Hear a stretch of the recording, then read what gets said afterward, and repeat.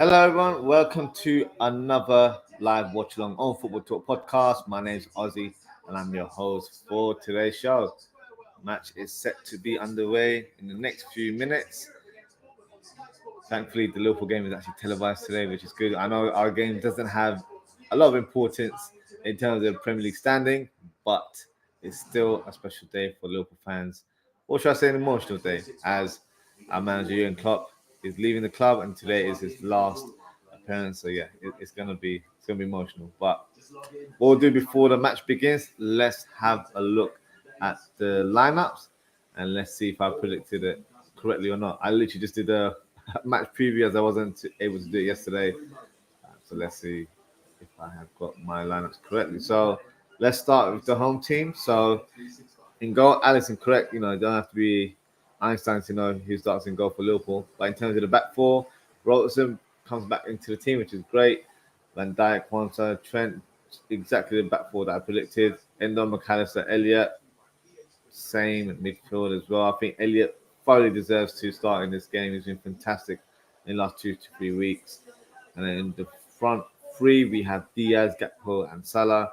For me, the right selection as well. Gakpo has been fantastic in the last few weeks and deserves to stake a claim in the team. For Wolves, Jose Sa makes a return to the lineup. We've got Totti Gomez, Kilman, and Bueno starts on the right side. I thought it would have been Semedo, but it's Bueno on the right side. And in terms of the midfield five, we've got Aït-Nouri on the left-hand side, who for me is the one to watch. A very interesting player. Another one to look out for is Bellegarde. He returns to the lineup. He was fantastic against Liverpool early in the season. So yeah, he's someone that I feel like we need to be on the watch. Box-to-box player, full of energy and has a shot on him as well. Lamina will be playing a more sort of a steady role, protecting the back line in that number 6 role. And then you've got João Gomez, another player linked to Liverpool. So for me, he's one to watch for us. Semedo on his natural right side as a wing back. And then you've got Cunha and Juan up top. So, yeah, very, very interesting lineup. Almost got the prediction right. It says the only difference was I did not expect to see Bueno in the lineup, but nevertheless, close enough. Um, right now, the players are in the tunnel, set to step onto the pitch. So hopefully, Jurgen Klopp looks like he's in very high spirits right now, which is lovely to see.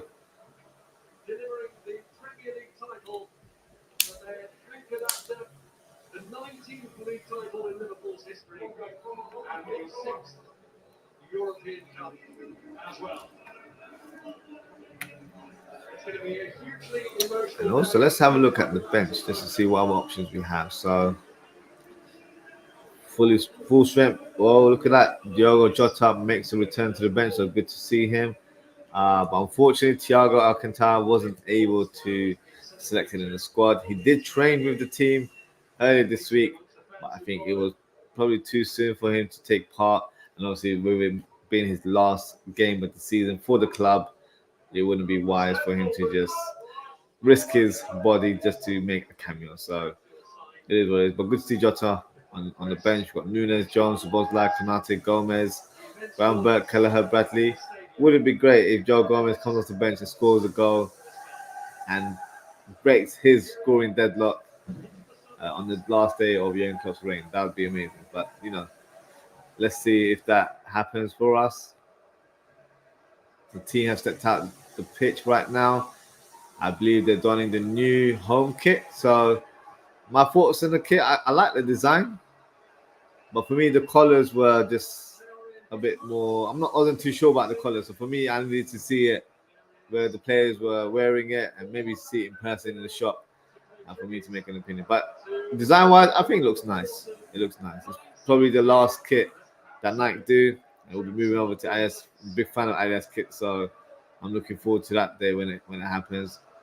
Jurgen Klopp getting a lot of praise and getting hugs from the players' misses there. Lapping it all up right now. Why not?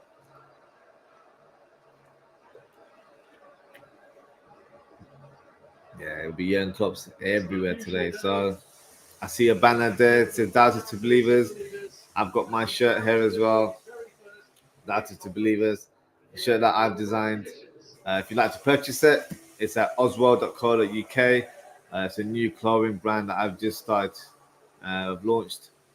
So yeah, feel free to check it out. I'll put the link on the chat for you guys.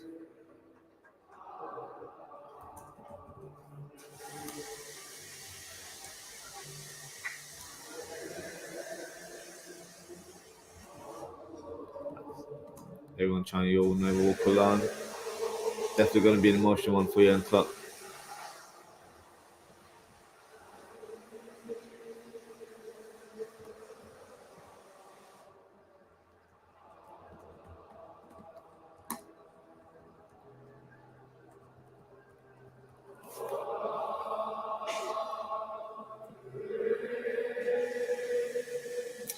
I'll also put it in the chat as well.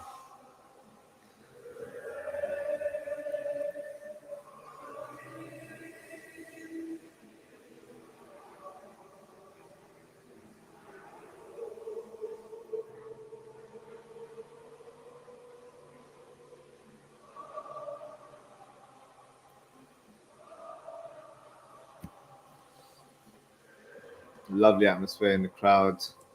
Lots of scarves, lots of flags waving around. It's really special, to be fair. I found there a half and half scarf.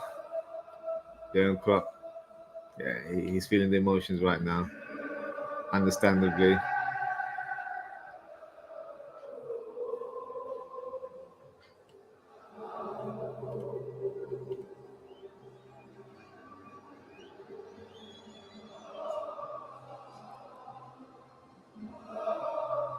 See a lot of the fans emotional as well as they're singing You'll Never Walk Alone.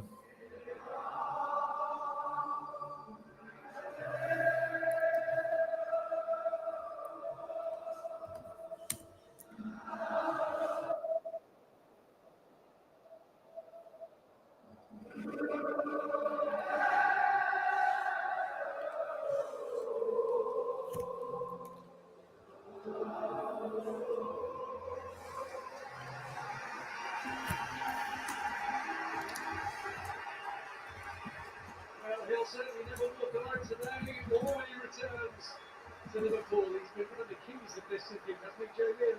And rightly so.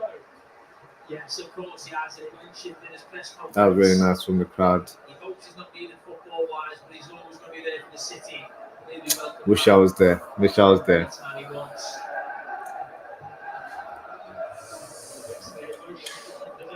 Players are kneeling right now, just before kickoff. And also amidst the emotion, there is a football match about to break out.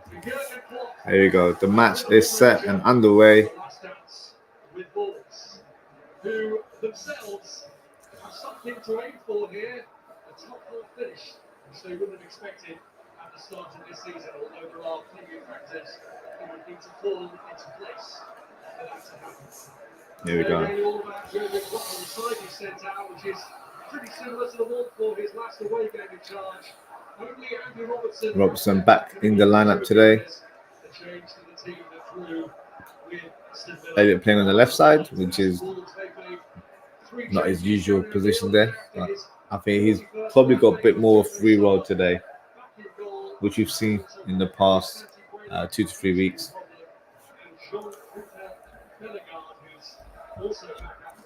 We'll also keep an eye, or one eye, on the other Premier League games. I'm sure the TV station will confirm if there's goals taking place in the other games. Who will be crowned champion today? Let me know in the chat, guys. Who would you like the champions to be? Would you like it to be Arsenal, Man City? Let me know. I know my answer. I'd want it to be Man City. I couldn't bear the fact Arsenal to win the league because they'll be very shameless about it. And also there'll be that comparison of Arteta and Klopp that he's done just as great as Jurgen Klopp, but I feel like context is always out the window when you have those sort of debates. Yeah, for me, I become numb to Man City winning the league now, so I just let them have another one. Why not? It'll be 4-peat for them, I know, but it is what it is. Diaz on the left wing right now. Well, the incoming manager, self-declared incoming manager, Alan Slot, has won his final game with Feyenoord 4-0. And these Liverpool players would love to give Jurgen Klopp the send-off that he deserves. Here's Mo Salah. Oh, Mo Salah, the through ball there, straight at the keeper. Let me put up a poll for you guys. Regards to who. Steven Gerrard didn't happen on the last day of the old Klopp, but he did for you, Jamie. Yeah, I feel like the team will go, yeah. Almost in that stage of putting second half. The team had a good goal, unfortunately never went in. The Klopp end. Here's Gerrard, certainly got his first Premier League goal in Liverpool's last match, and now back still.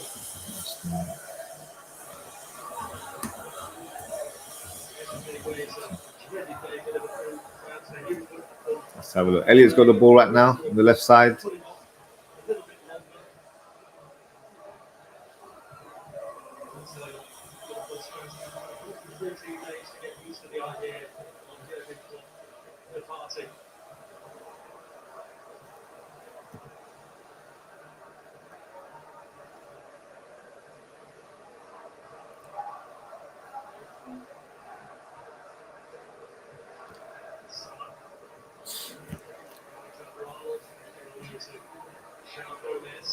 Good tackle there from Salah. Elliot to Salah. Salah's on the ball right now. Lose possession there. Lamina clearing it up as he always does. He's a good little player, Lamina. I've always liked him. I always thought he was very technically good. Keeps everything neat and tidy, but good technique on him as well.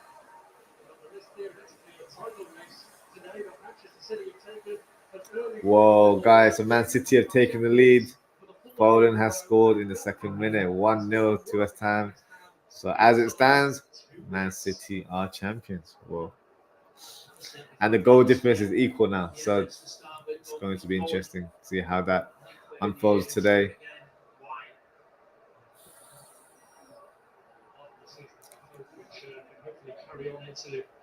João Gomez set to take a free kick for Wolves.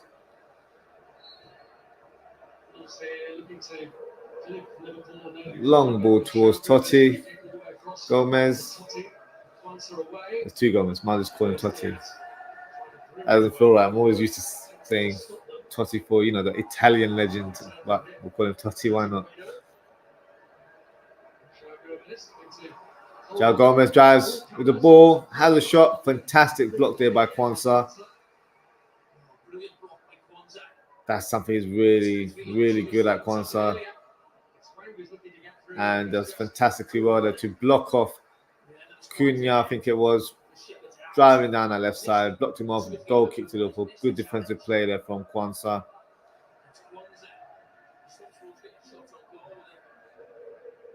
I feel like a lot of people are sleeping on Kwanzaa. I feel like next season could be the season where he starts regular games, because even though Konate is a great defender, well, in my eyes, I know a lot of fans probably disagree with that, I feel like Kwanzaa has more to his game, especially from a more technical point of view. Kwanzaa is definitely better for me in passing, more calm and composed. He's like a Matip in that form as well. Whereas Konate, I feel like when the opposition press on him, he's quite edgy. He's very snappy with his passing. Can seem erratic as well in those moments of play. So yeah, I think big season for Kwanzaa. So whoever the new manager is, which as it stands, seems like it will be Onslaught. But yeah, that's something we'll see into how he sets up as a team. Plays a variation of a 4-2-3-1 / 4-3-3. So we've got the personnel, which is good. Only a few changes would need to be made, or maybe replacing some departing players. I don't think there'll be a lot of wholesale changes. I think the question marks are regarding the three attackers. Is Diaz staying? Is Mohamed Salah staying? And is Darwin Núñez staying? That's the big talking point for me. Will it trigger a reaction in the market? Because those are players that will probably go for a hefty price as well. So yeah, let me know in the chat, guys.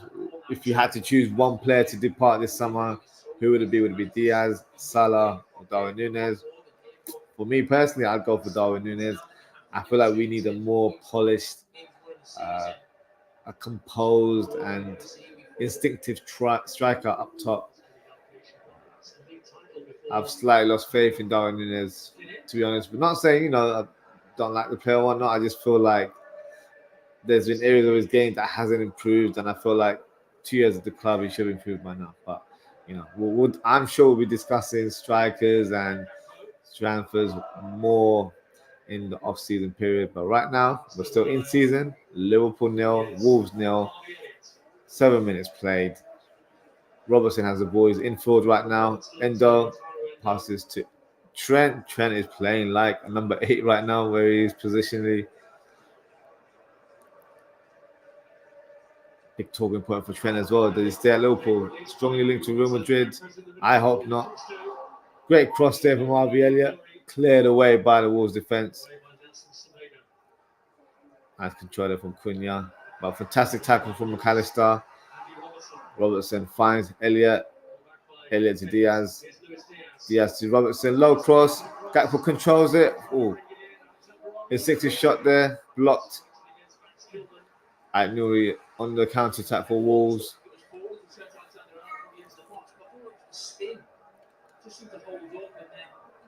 João Gomez back to Totti.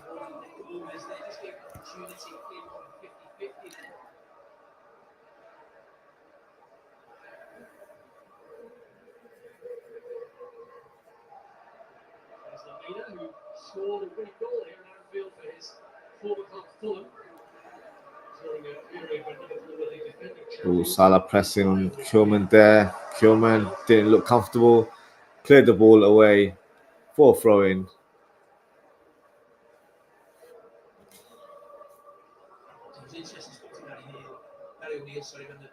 In terms of other score lines, we've got Nottingham Forest.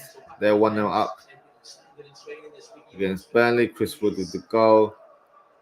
We've got Mateta. This guy is on fire right now. On the lead there for Crystal Palace.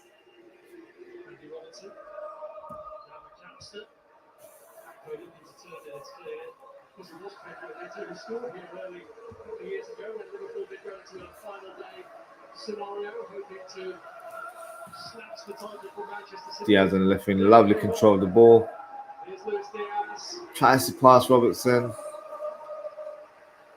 Bueno read that play very well. Cleared away for a corner kick. 10 minutes into the game.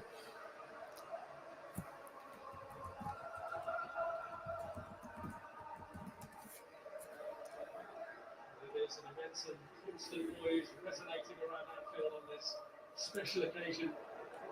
And Trent Alexander-Arnold didn't really catch it as cleanly as he wanted to. Zeno's down to the space touch.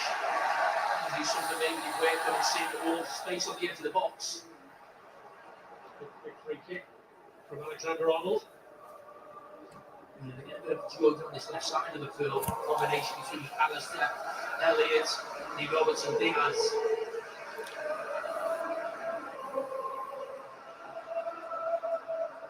Here's Endo. Oh, nice pass from Trent.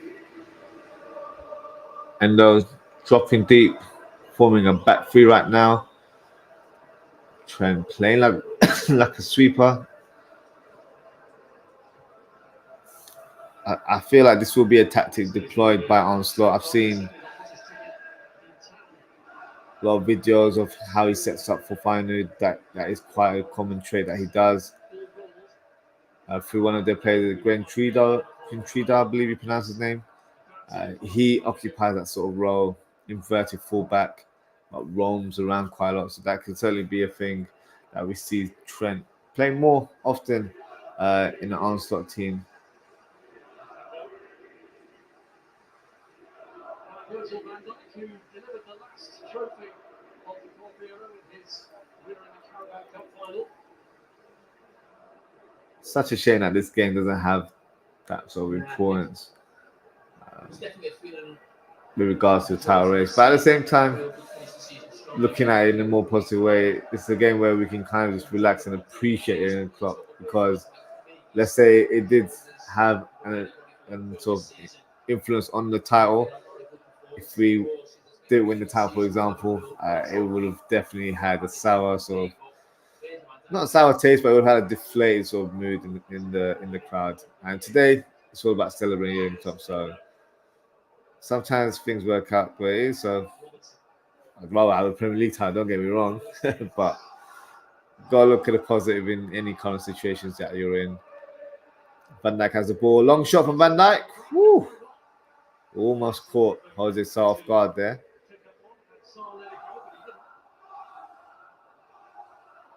I saw him taking a couple of bangers in the training video that they released yesterday. So yeah, we know he's got that in his locker. Doing a new pair of Nike boots, turquoise color, look quite nice to be fair. Testing them out.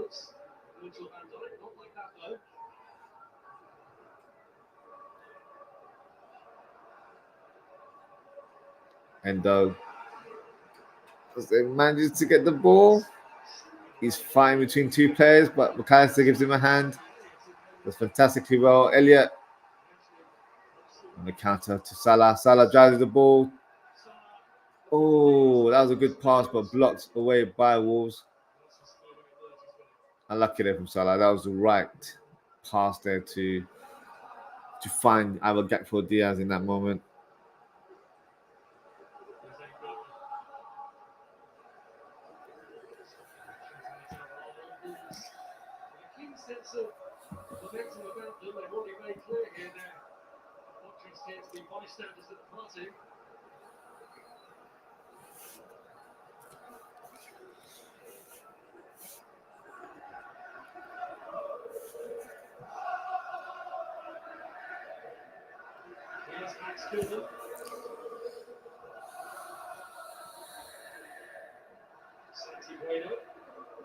Okay, Wolves has the ball right now. Long ball from Kilman. Nice header there from Endo to Robertson.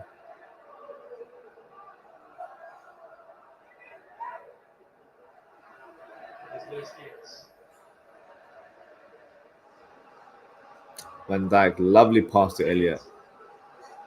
Elliott to Salah. As soon as Elliott passes, he needs to be quick with his movement and find the space as well. McAllister, Salah, 1-2. McAllister has the ball. Diaz takes a shot. Straight at the keeper. Two shots there, straight at the keeper.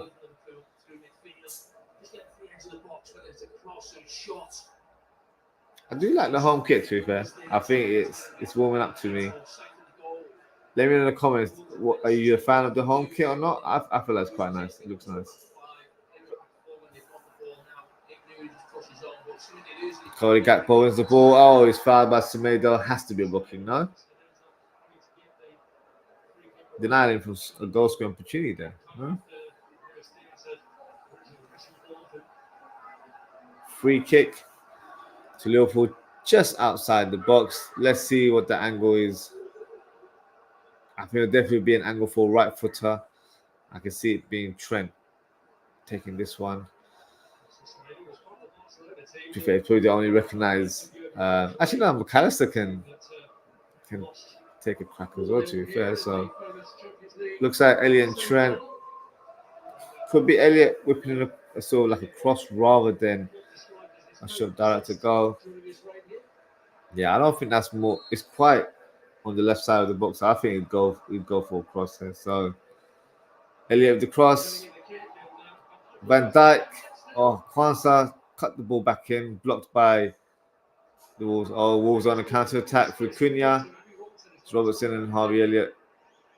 But the numbers are formed. Trent does fantastically well to pressure Hwang Hee-chan.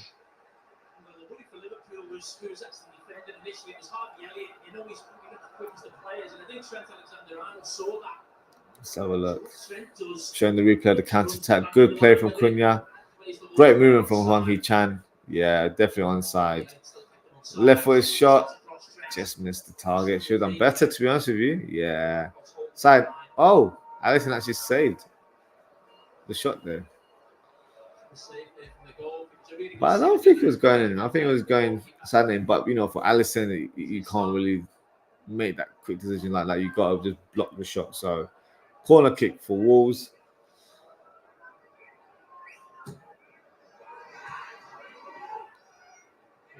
Toshi is on the right wing right now. He finds Bellegarde. Salah's pressuring him. So made a long ball towards Nuri, but McAllister takes it away. Salah controls the ball, blocked away for a throw-in. In terms of other games, still 0-0 with Arsenal and Everton. Goalless at GTEC Stadium. You've got Nottingham Forest up 2-0. Chelsea are 1-0 up against Bournemouth. Palace are 1-0 up against Villa. The big one, Man City are 1-0 up against West Ham. And Tottenham are being Sheffield United 1-0 as well. So, yeah, the Arsenal and Man City one, that's the one we're looking for in terms of the outcome of who becomes champion today. So, yeah, interesting. Nice control there from Diaz. Diaz passes to Robertson. Free ball to Diaz. Diaz first time pass. Salah controls. I wasn't able to shoot, unfortunately.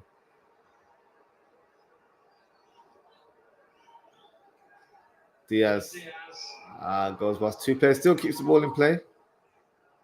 Nice pass. Back to McAllister. And to Robertson. I feel like Salah could have just hit that shot. Kind of like a back heel. I feel like the space was there to execute it, but I didn't feel like he felt confident enough to execute that sort of shot. Tried to control and shoot, but the space was minimized for him, unfortunately. Gakpo on the edge of the box. Pass it back to Endo.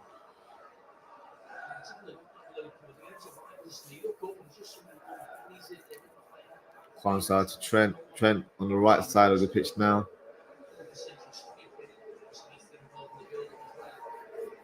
Elliott, long ball towards Robertson. Nice control. Diaz, good pass. Robertson to Elliott. Robertson again. Low cross. Blocked away by Kilman. Another corner kick to Liverpool.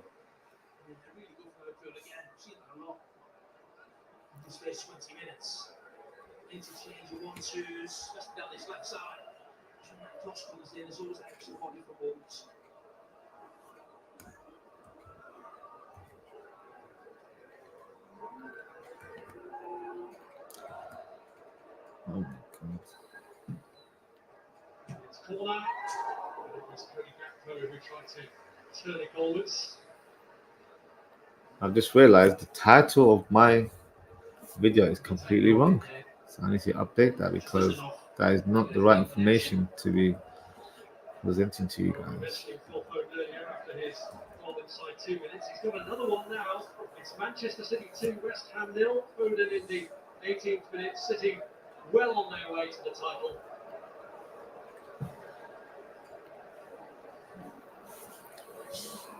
David certainly not getting the similar as West Ham manager that Liverpool is Liverpool gets here. You can guarantee Liverpool.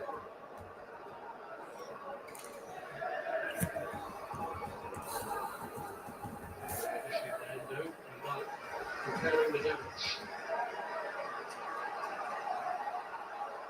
Here's Alexis McAllister. McAllister with the ball right now.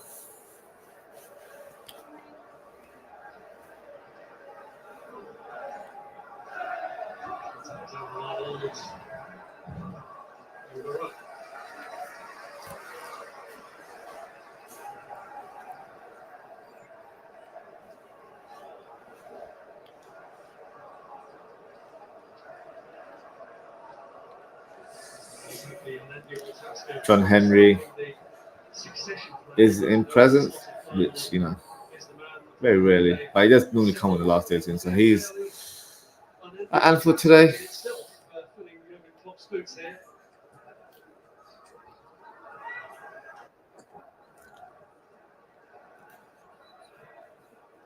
So I'm just having a look at the poll, guys. 67% Man City and 33% Arsenal. So yeah, we're on the same boat, guys. We're on the same boat.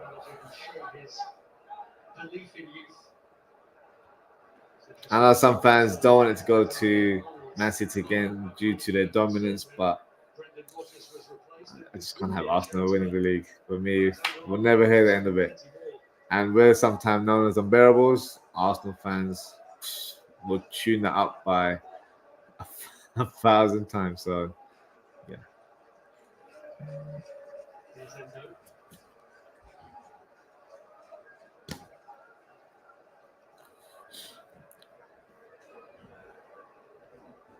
Just look at Trent Alexander-Arnold in the midfield. We know that's in part of the sort of game plan now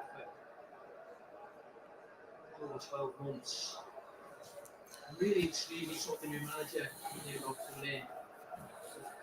What will he ask of him? Will he ask him a different role? Will he continue how it is? This hybrid role? Will he want to just stay full back? It will be really interesting because there will be things. Looks like there might be an injury on the pitch right now. Maybe for the better, Looks like Semedo, I think.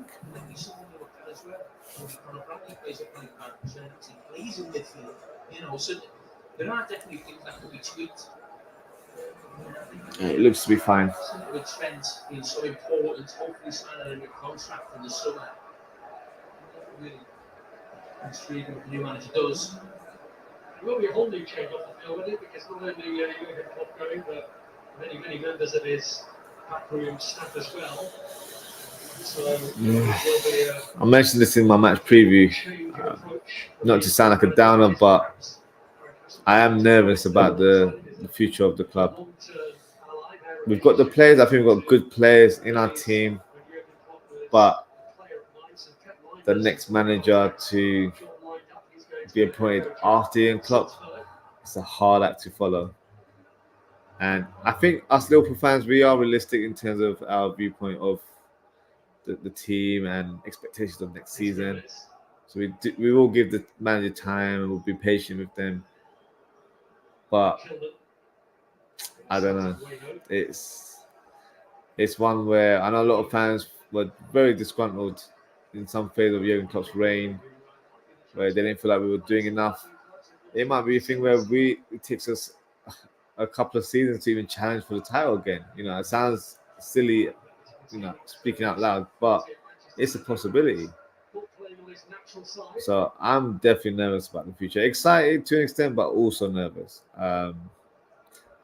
With Jurgen Klopp, when he signed, or when he was appointed manager, a huge buzz around that appointment because everyone in world football knew who Jurgen Klopp was, what he was capable of. Onslaught, let's be brutally honest, guys. Before he was linked, I don't think a lot of us would have known too much about him, unless you follow Dutch football very heavily. I've heard the name. I know Feyenoord did really well in the Conference League. They were up against Roma, so I knew bits and bobs. He's had some decent players over the years, but I couldn't say I knew how he, set up as a team, what his philosophy was. That research was done as soon as we were linked with the manager. So, dirty tackle from Semedo on McAllister there. Definite booking there.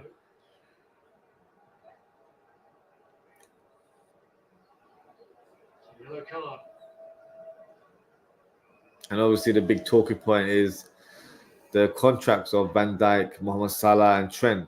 Are they going to sign extensions? Yeah, probably. That's going to be key as well. So there's a lot of question marks surrounding big players in our team. He's lucky. I'm not sure if that's a dirty tackle. I thought initially he saw him catch him on the ankle. I don't think it'll be given as a red, but that is an awful tackle. Painful one from McAllister, unfortunately. Here's the VAR. Chris Kavanagh is the man on the field. Oh, we are reviewing it? Okay. It was Chris Cameron who was in charge of the Carabao Cup final. I and, don't, yeah, we got- let's be honest, we don't have no faith in VAR. But what's everyone's stance on VAR? Because it's been a big talking point in terms of, should it be kept, should it not be kept. I think the Premier League clubs will be having discussions very soon. The referee's looking at the monitor on that challenge. I think that challenge was quite high. It was actually on his shin rather than his ankle. So let's have a look. Yeah, the initial contact was on the shin. It looks dirty. Can't lie. Is it red? For me, not really in terms of like what we've gone up to watching football, but in this day and age, by the levels of law, it could be given as a red. So let's have a look. The referee, he's reviewed the TV footage, but he's talking to his mates in the office. So it's not a yellow card. He has been sent off. I think that is the right decision. Nelson Semedo is sent off.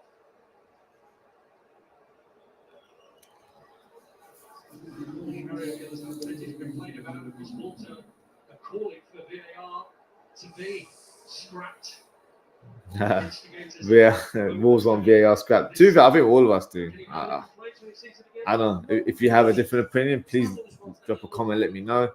I'm fed up with VAR, and it's not just down to like Liverpool, decisions not being given. I think across the league, everyone's had poor decisions from VAR. It was supposed to make the referee's life easier and make more accurate decisions. But in the end, I feel like the referees have become more reliant on it and have slightly taken a foot off the gas where they're not officiating the games to a high standard anymore because they know they can rely on VAR to do their work for them, if that makes sense. So I think the people that are using VAR are using it incorrectly, or they're incompetent to actually use technology. And I'm not trying to sound rude, I'm not trying to sound ageist or anything like that, but they're clearly not capable of using it to an extent. Naturally, you might have some biasness as well with some of the referees, a lot of them being from Manchester as an example. So, I'm not saying anything directly, but you get the gist.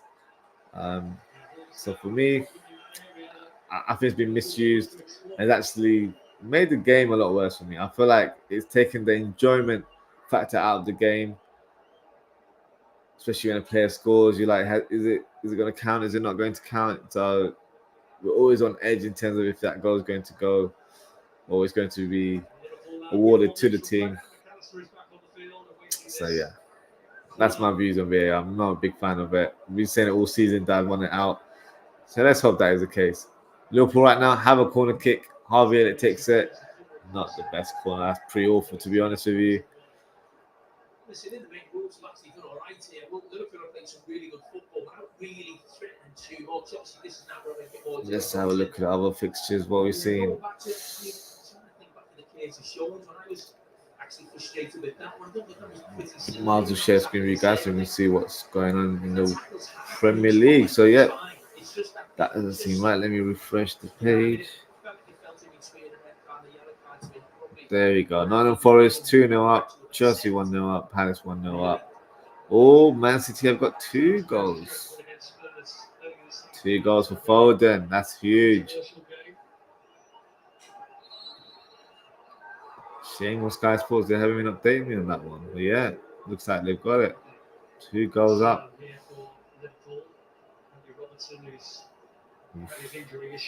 Heartbreak for Arsenal fans there. Another player on the floor. Who's that? Robertson? Yeah. It's just awful landing there. No maliciousness from the Wolves player, Bellegarde, I believe it was. It's just an awkward landing. He landed on his back, but I think his head's bounced on the ground as well. So yeah, probably a bit winded. So he probably just needs a bit of a breather. And yeah, he'll be up and running very shortly, I think.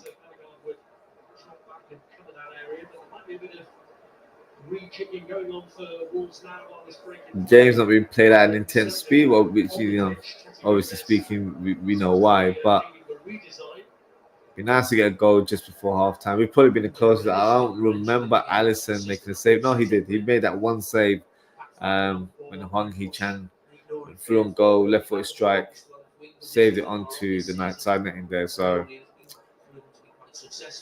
with 10 men now as well, definitely got to take advantage of that. So we're seeing footage of Gary O'Neill bringing out the tactics board, trying to come up with a new master plan.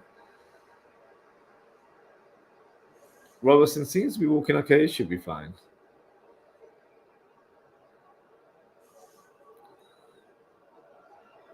It's difficult when you've got 3 centre-backs to almost, without the ball, one of them to be in a situation where they're sort of defender wide, 1v1.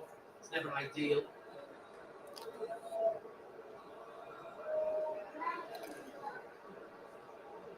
Yeah, he's fine. He should be back on the pitch very, very shortly. Wing back position, but we saw Sayori in that for so long, didn't we? You know, with Wolves and the different managers when they use that system. More of an attacking player at times has to do a defensive job. One of the players that they lost during the last summer, along with the likes of I know in the ball. Coutinho. And nice chest of control to McAllister.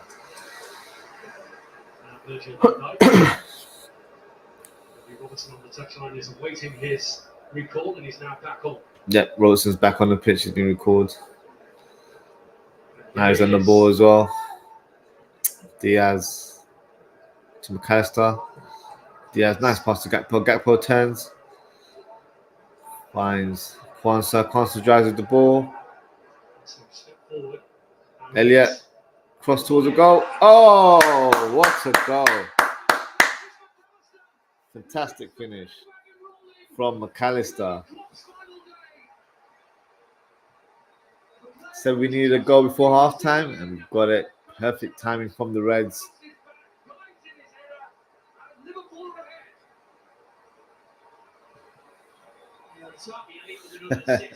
Rosen gives McAllister a cheeky slap on the face.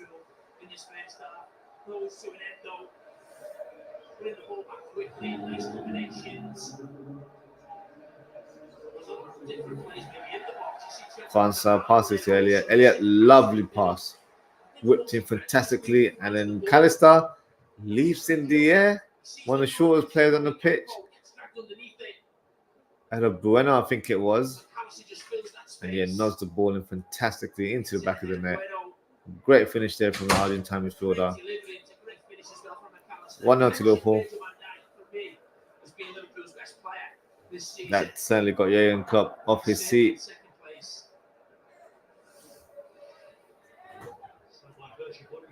"35 minutes played, Liverpool 1, Wolves 0. Liverpool on attack again through Trent. Trent to Endo.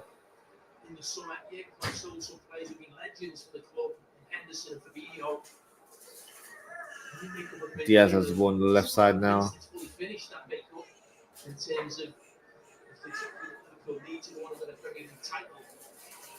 Elliott drives with the ball.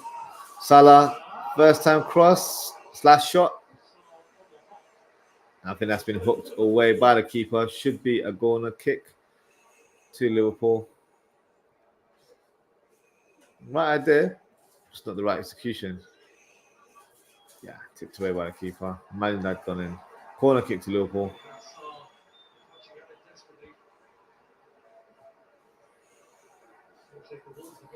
Was on guard. Alexander-Arnold corner to cope with. Trent with the corner kick. Van Dijk leaps. Oh,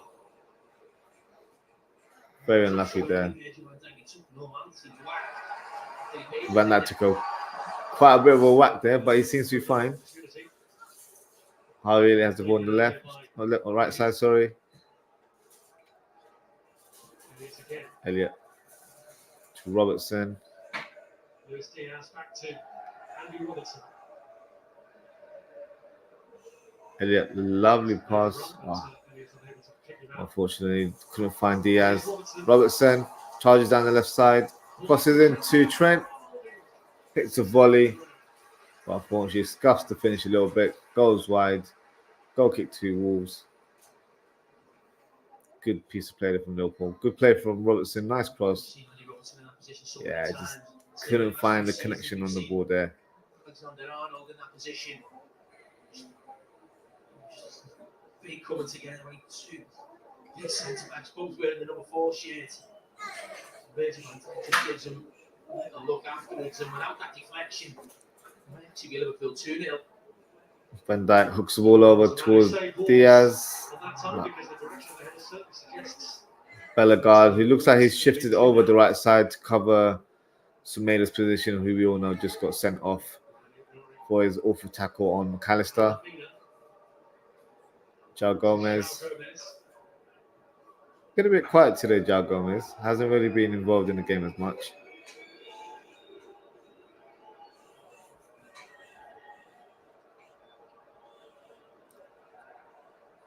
Totti on the ball. Bueno. Cunha. To Bellegarde. Hits the first time pass. Oh, not a bad pass at all there from Bellegarde. Hong Hee-chan tries to slide in and apply a finish, but unfortunately didn't make any contact on the ball.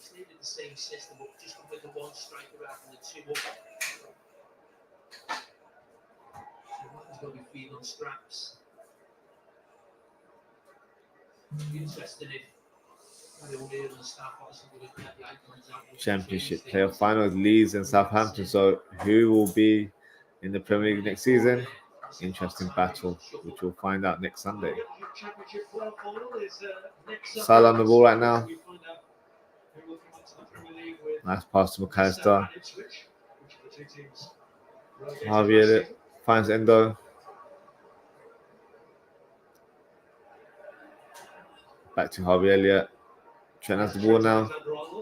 Trent, left foot pass across field to Gakpo. Lovely control from Gakpo. Finds Diaz. Diaz to Robertson.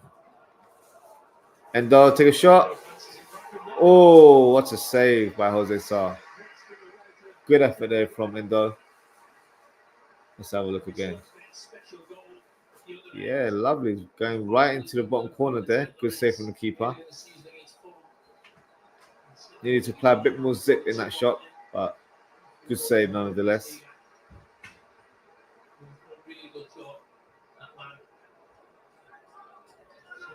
Liverpool missing out on more high-profile targets before the season started. Corner kick from Liverpool. Gakpo with the header. Salah manages to score. 2-0 to Liverpool, but is it a Kwanzaa goal? Is it a Salah goal? Is it own goal? I'm not too sure right now. Looks like Kwanzaa might have had the final touch. That is his second goal for Liverpool.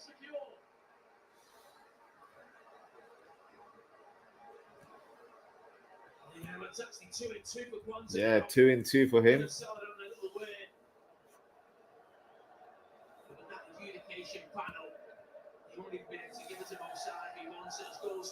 Yeah, score against Aston Villa in the 3-3 draw.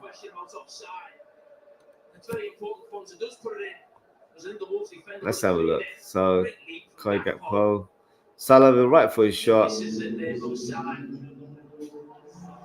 I don't think Kwanzaa got a touch on the ball. Looks like João Gomez had the final touch on the line. Could be Kwanzaa. I feel like they touch a bit of both players there. I'd rather go to Liverpool player. So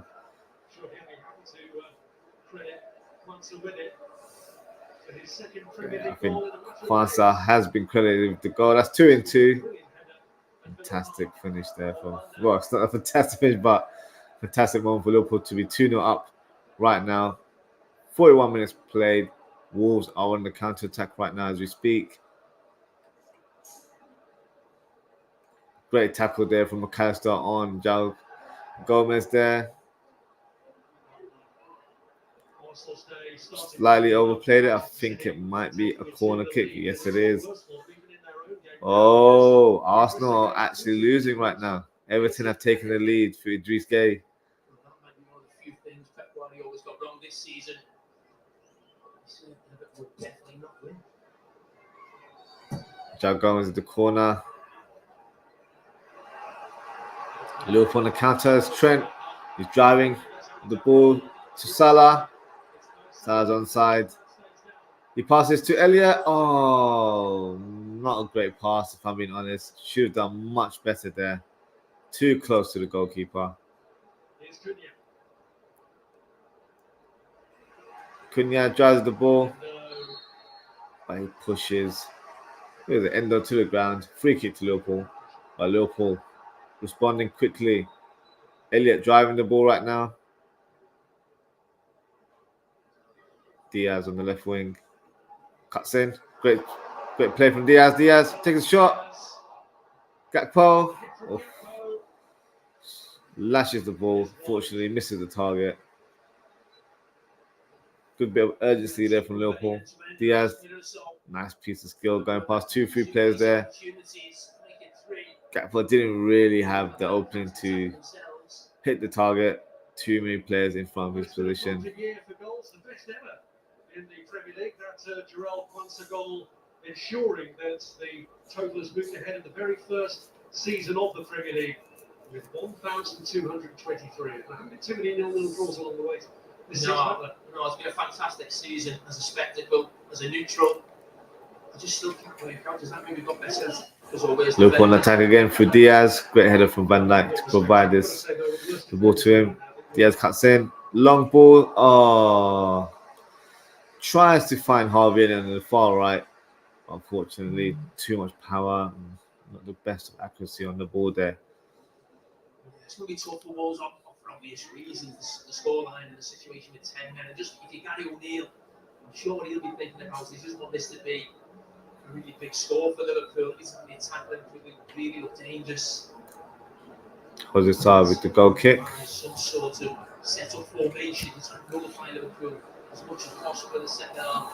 Salah on the charge on the right side, up against Totti, finds Harvey Elliott. Harvey Elliott backheels it back to Mohamed Salah. Unfortunately, he was in an offside position, so free kick to Wolves.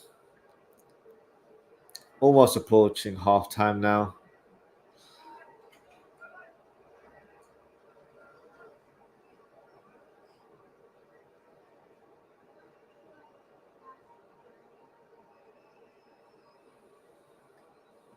OZZIE'S the long ball up top. Van Dijk with the header. Salah able to capitalize. No, Kilman makes the clearance there. Aït-Nouri passes to Cunha. Cunha's fouled by Endo. Free kick to Wolves. Touched the 45th minute of the game.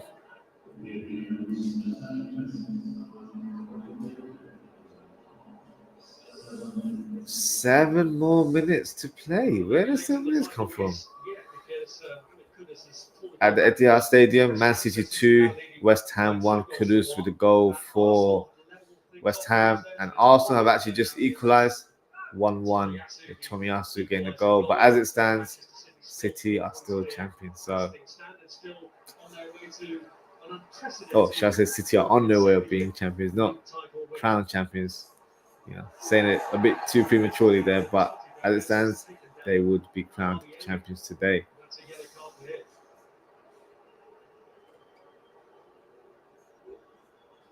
Totti fouling Elliott there, gets booked for his wrongdoings.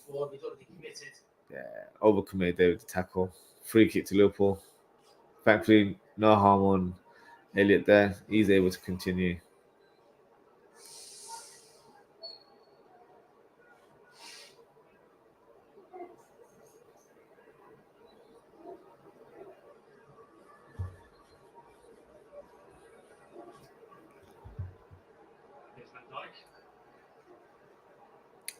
Okay. For some reason, the camera footage is only on Totti right now. So I'm waiting for the cameraman to wake up, because I'd like to watch the footage on the pitch now. What's going on? Yeah. Now I can see the footage. Bloody hell. Cameraman seems to have a crush on Totti there. Just zoomed on him there for a good solid minute. With the game still being played. Ridiculous.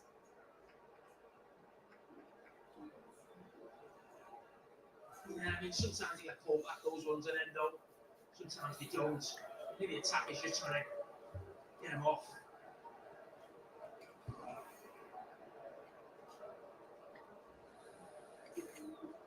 Ooh. No, it wasn't like a swing Wasn't a- elbow or anything like that. Yeah. Nice of the referee to keep that going. Endo gets slapped on the face by Cunha as he drives the ball. And that was not a penalty. Behave. Cunha trying to fool the referee there. Not happening this time, unfortunately.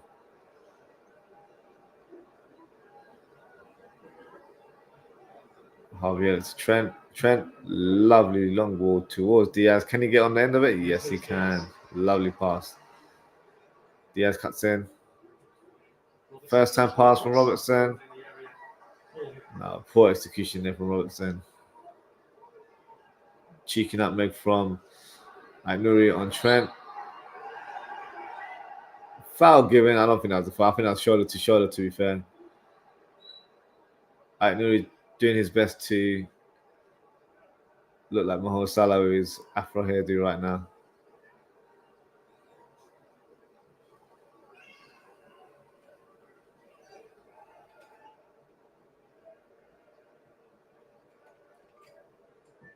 Totti, long ball towards Nuri. And Nuri holds the ball. But he's pressured by Kwanzaa. Kwanzaa is fantastic to get the ball away. Trent to Endo.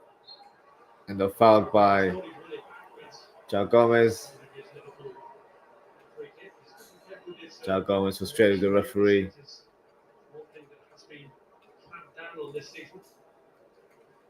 Javier to Robertson.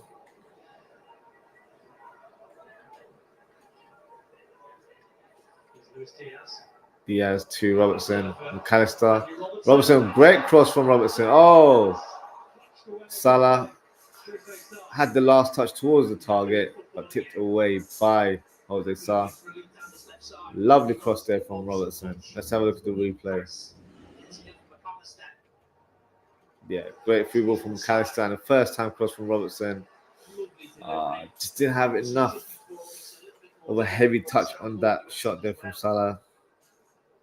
Did well to even try and get it on target, to be honest.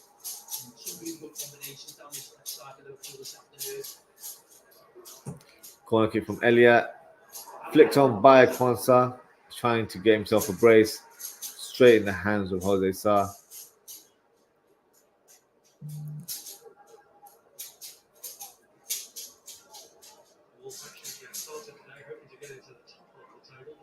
Things now they've actually dropped a place in the league because Fulham are winning while they're losing. It's actually two former Wolves players, Adama Traore and Raul Jimenez, two players who they lost to. Might Fulham in their lowest finishing position in the Premier League since Javier, lovely free ball towards Diaz. Yes, he's able to get on the end of it. Here's Luis Diaz. Yes, cuts in. Salah the shot. Oh, headed away by Kilman, I believe that was. Another corner kick for Liverpool. Good burst of speed there from Diaz. That was definitely going on the target there, but I think OZZIE'S probably would have saved it. But nevertheless, a corner kick to Liverpool. Last day here, we don't know if it'll be Mo Salah's as well. That remains to be seen, with all the speculation starting again. His contract in. Trent with the corner kick. Endo has it back into the danger zone. Cleared away by Nuri. Back to square one for Liverpool. Robertson, long ball towards Trent. Lovely pass. Oh, lovely flick there from Trent Alexander-Arnold to Elliott. Elliott tries to do the same sort of pass and it worked, but it goes to Salah. McAllister to Endo. Endo to Trent. Trent drives the ball. tackled by Lamina in the final moment. Liverpool winning back fairly, but the referee's giving it as a foul. Ridiculous decision there. Nothing wrong with that challenge whatsoever.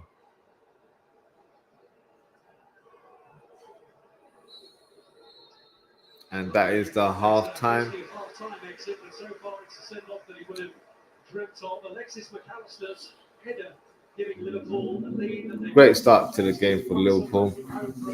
Close range from a strike. Liverpool 2, Wolves 0. Kwanzaa scores 2 and 2. Half-time it's Liverpool 2, Wolves 0. So yeah, great start for Liverpool. What I'll do now, guys, I'll have a short break and then we'll be back talking and discussing the upcoming games. See you guys soon.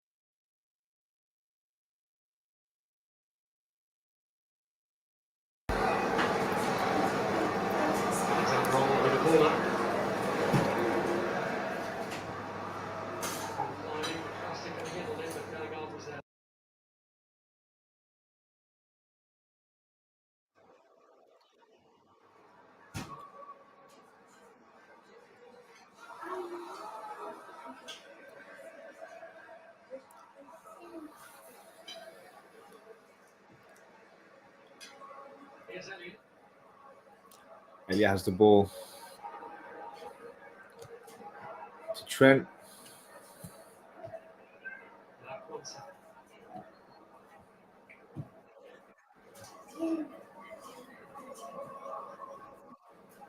Van Dijk.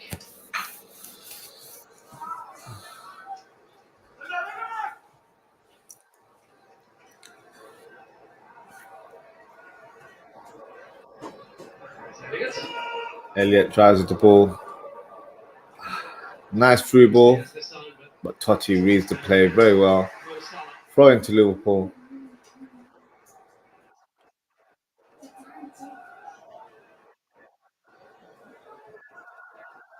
Isn't. And to Van Dijk. Gap on the left channel right now.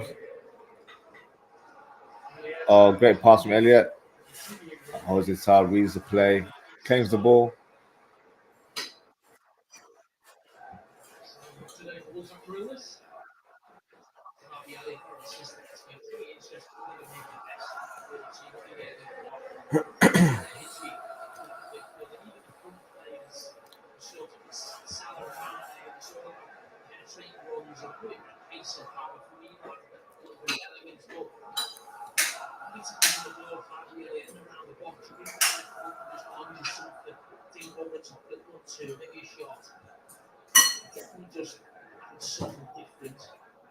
Got a comment here from Ifra Ahmed who says you can lead with pride, you can make us strong. Interesting.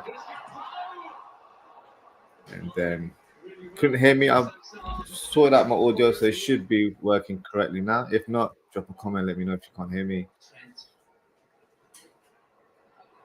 I say hello, I'm watching this. Well, thank you for tuning in. Appreciate your support.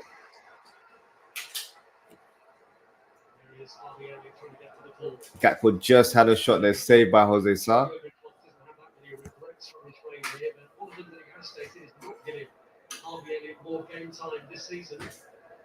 Harvey Elliott to Robertson. Diogo Jota, maybe the player that comes on soon. We never know. Diaz, low cross into the box. Gakpo, lovely pass. Harvey Elliott shoots. Blocked by Wolves again. Diaz passes to Elliott. Oh, Trent. That was a terrible shot from Trent.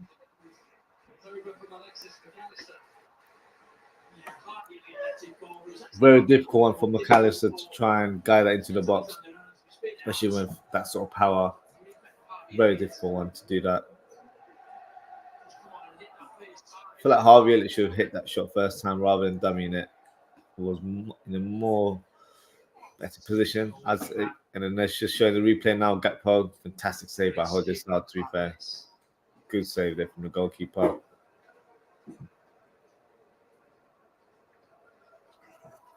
"58 minutes played. Liverpool 2, Wolves 0. Let's have a look at the scoreline across the board right now. So Arsenal still drawing 1-1, 3-1 to Newcastle and Brentford, 0-0 at Brighton and Man United, Tottenham, Nottingham Forest 2-0 up, Chelsea 2-1 against Bournemouth, Palace are 3-0 up against Villa, 3-2 between Luton Town and Fulham, 2-0 at Tottenham, and it's still 2-1 at the Etihad Stadium. In regards to Villa, I think they're already celebrating their top 4 finish. So, yeah, I don't think they're only there in person. I don't think they're in spirit. So, it's actually 3-1 at the Etihad. And Rodri scored in the 59th minute. So, he's just scored. That should surely seal the deal for the Citizens to claim another league title. That would be 4 in a row, or 4P as everyone's calling it right now. So Arsenal fans will probably be feeling disappointed, but all they can do right now is win their game, which they're not currently doing. It's still 1-1 at the Emirates.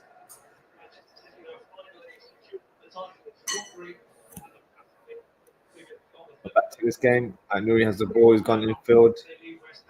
driving the ball. I was about to say fantastic tackle from Elliott, but the referee disagreed and has given a foul. I think got the ball clean there. Let's have a look. That's a clean tackle. I'm not sure what the referee or the commentator is talking about, to be fair.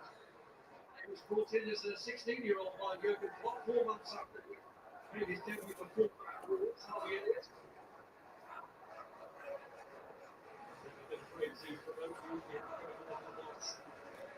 Just got another comment from Ifra Ahmed. She says, I subscribe and like your videos and follow you on Instagram. Thank you, Ifra. Thank you for your support. Appreciate it always. Now, Luis Diaz, unable to get on that ball. Lovely pass there from Allison. Quick thinking from the goalkeeper.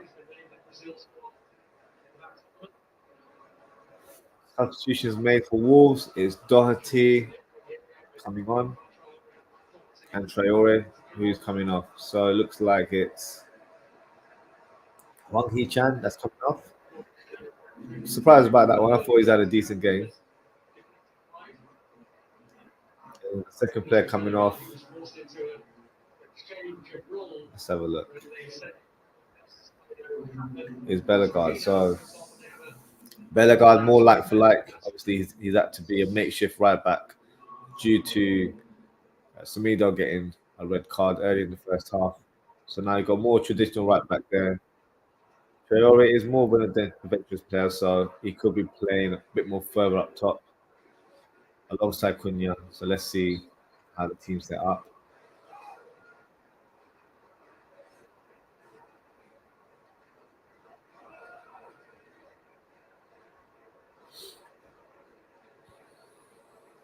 Throwing to Wolves right now. Elliott gets a touch on the ball to Gakpo. No free kick given on that challenge. Nuri cuts in field.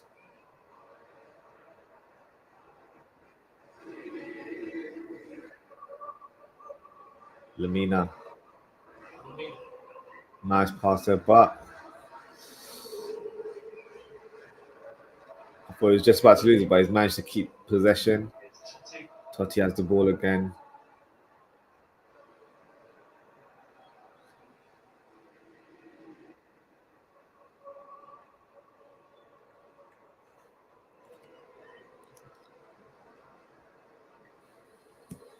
Totti, ignoring Cunha. To spell this for Wolves, a rare venture into the Liverpool half in the second half. Now Boubacar Traore. Traore with the ball right now. Cleared by Van Dijk, and Liverpool will go again. Gakpo options on the side. Gakpo drives the ball on a counter. Great turn. Hits the pass for Salah. Mohamed Salah's got the ball. He's attacking Totti right now. Passes to looked like it was going towards Robertson. João Gomez reads the ball and takes possession. But he's handled by three guys, and somehow he managed to skip through all of them. Still has the ball. Lamina. This is Totti. Wolves on the counter attack right now. Cunha. Poor first touch. Good tackle there from Trent. Throwing to Wolves.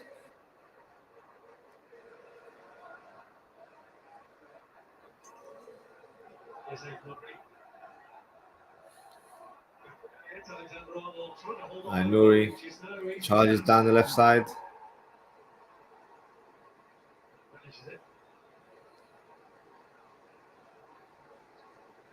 Looks like Gravenberch is coming off the bench. My guess would be he's coming on for Endo, switching McAllister into more of a number 6 role. Salah's through on goal. Did he score? What was that? I'm not sure if that was a shot or a cross. Should have done better than Mohamed Salah. Yeah, he's offside, so it would have made a huge difference. Nice pass. I don't think that looked onside to me. Yeah, he should have gone for goal, to be fair. Not sure why he went for the pass. Last minute, as he takes one of the front foot. Something you know from Mo Salah when he has those shots later on in the game. So desperate to score. What he does. Oof. Trent almost gives the ball away, but still manages to keep possession. The season is still notched up 18 Premier League goals this season as Mo Salah. Kwanzaa to Robertson. Robertson drives with the ball. 1-2, Diaz. Diaz overhits the pass there. Should have done much better there.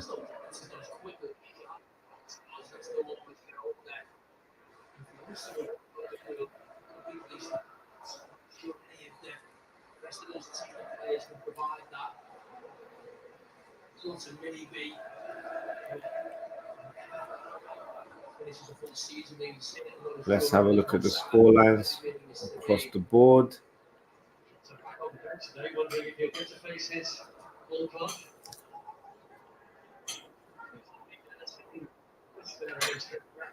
Away with it.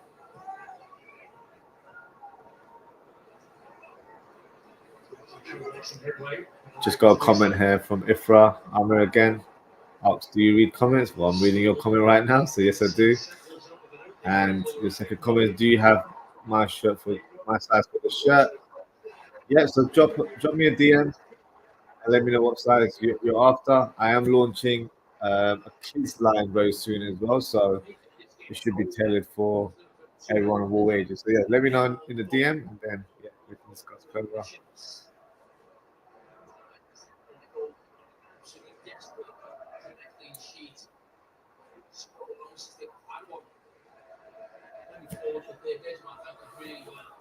Let's have a look at the score lines. So, going to refresh the page just to make sure. So, still 1-1 at the Emirates.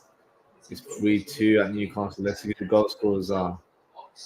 So, Wissa's been on fire recently as well. He's just got the second goal for Brentford. Yanot scored Brentford, and you've got Jacob Murphy, Harvey Barnes, and Alexander Isak scoring for the Tsunami. Goalless between oh no, it's not goalless. Looks like Dalot has just scored for Manchester United. About to say that seems like a bit of a dead game, but they've brought a bit of life to it now. Nottingham Forest 2-1 up. Burnley showing a bit of fight right now. Salah, fantastic pass with that side of his foot. Diaz, oh, move out the way. Salah shoots. What a save by Jose Sa.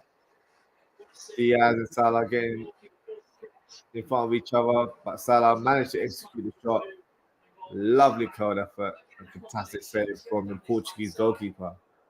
That first pass was sublime from Mohamed Salah. And there you go, lovely shot. Good save there from the goalkeeper. Going top bins as well. So it wasn't even like it was a terrible effort. Good effort on goal. What is going on at Selhurst Park? 5-0 to Palace against Villa. Mateta has got a hat-trick and Eze has scored a brace, so he's on a hat-trick himself. Yeah, Aston Villa have checked out. They've got top 4. They have no care in the world with regards to this fixture. And it's quite evident the scoreline right now. So, yeah. I'm sure that the Palace fans will be having a great afternoon at Selhurst Park right now. Liverpool making some wholesale changes. So, Trent Alexander-Arnold is coming off. Getting a huge round of applause from the Liverpool fans across the stadium.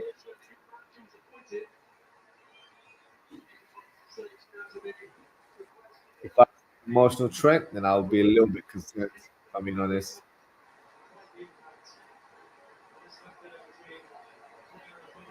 As it's been strongly linked with a move to Real Madrid. Bradley's come on for Trent. Diaz is also coming off.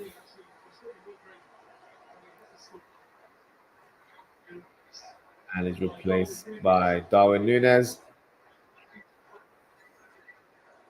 And McAllister was the earliest substitution. Gravenberch has come on to take his place. 17 minutes played, 20 minutes remaining, plus stoppage time. Corner kick for Liverpool. Corner from Robertson.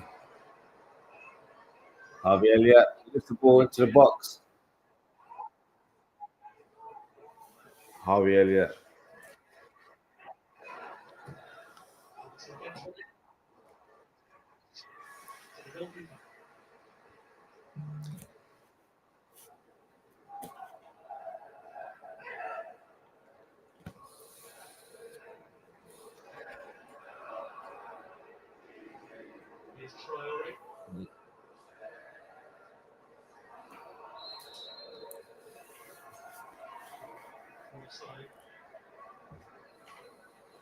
It's been interesting last few games of the year before, so he knows that the position's not going to change too much. Downberg has his first touch. Gakpo on the left channel now. Got Nunes leading the line. Gakpo on the left.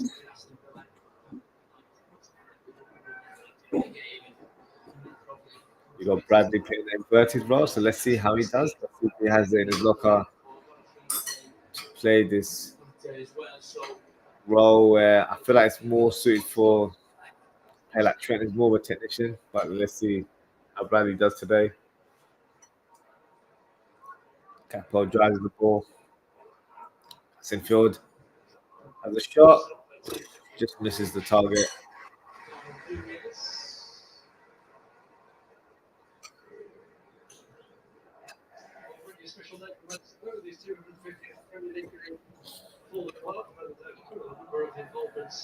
He's managed during that period, better only by Thierry Henry for the goals and assists that he has produced. Unbelievable. One of the greatest players we've ever seen in the league. Figures that would be applauded by a man of the previous successful era.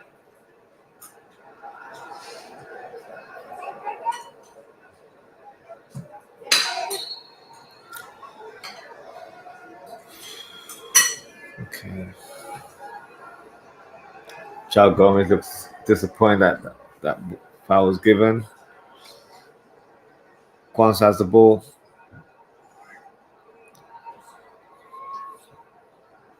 Here's Elliott. Elliott to Endo. Now Endo.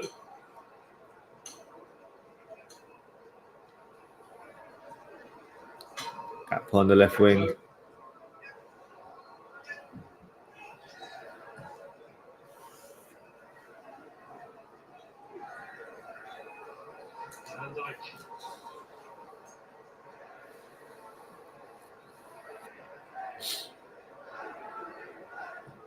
Liverpool trying to work right now, trying to set up a goal. Harvey Elliott lashes on the ball, completely miscues it.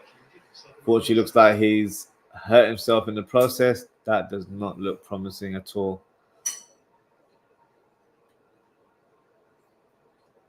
Yeah, he comes in the back post. I feel it's just the landing. Yeah, the landing was a bit of an awkward one. Let's have a look. Little whack on the ankle. It's the landing. Oh no, I nearly stepped on his ankle as well, so that's a painful one. Accidental. I don't think that was on purpose. But he seems to be fine. He's jogging on right now. The situation Liverpool 2-0 up. Yes, we're probably for the third goal to celebrate, to go in front of the cop. And that man.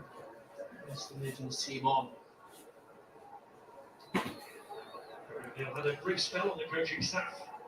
Darwin is trying to press on Lemina. Gets the ball, drives the ball now. Passes to Salah. Salah on Totti. Lifted ball into the danger zone. Not the best pass from Salah. Got it right as of yet. The best cross he did is the outside the left of old Salah.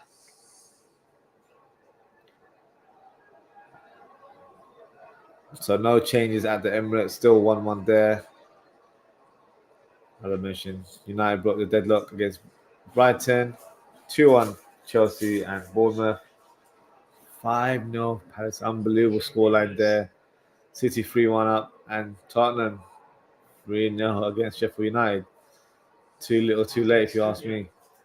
In terms of their outcome of the season. Cleared away by Kwanzaa. Corner kick for Wolves. Or is it throwing? No, it's a throwing.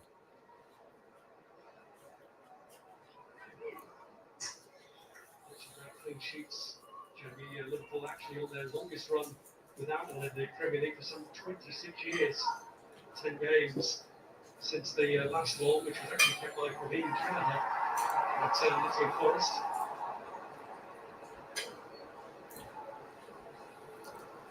Van Dijk has the ball.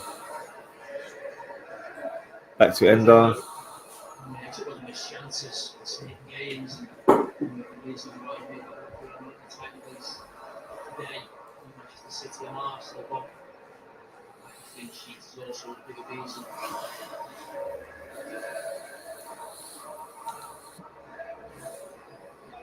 Oof. Nunez drives the ball. Passes Salah. Tries to do a 1-2, but too much power in that returning pass.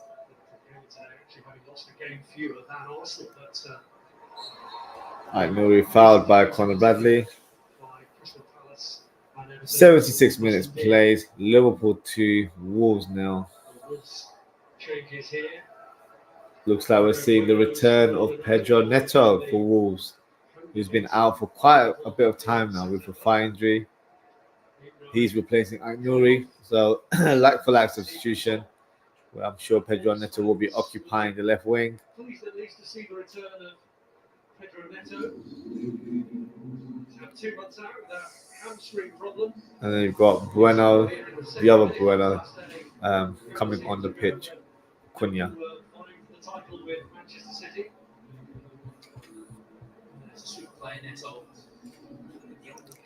Neto's been so unlucky with injuries, a player that we all know has a lot of potential, a lot of quality. Remains to be seen if he is a summer transfer target for the big clubs, because he definitely has the ability to play at the highest level.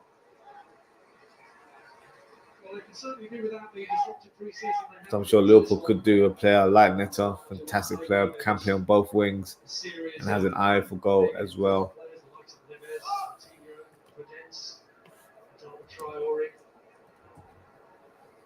Collins, of course, left, and then Matheus Nunes went to Manchester City early in this campaign.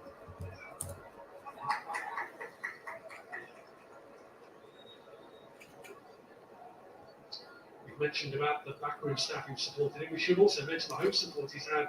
Jurgen Klopp's wife, Gunnar, here today. And I think one of the big things they've done, apart from the trophies and the success they've had on the pitch, is the impression they made off it, being part of the community here on Merseyside. Just have vote on the poll right now. It's increased. 78% are saying they would like Man City to be crowned champions today. And it's 22% for Arsenal. So yeah, we're all on the same boat, I guess. As it stands, that's exactly how it is panning out.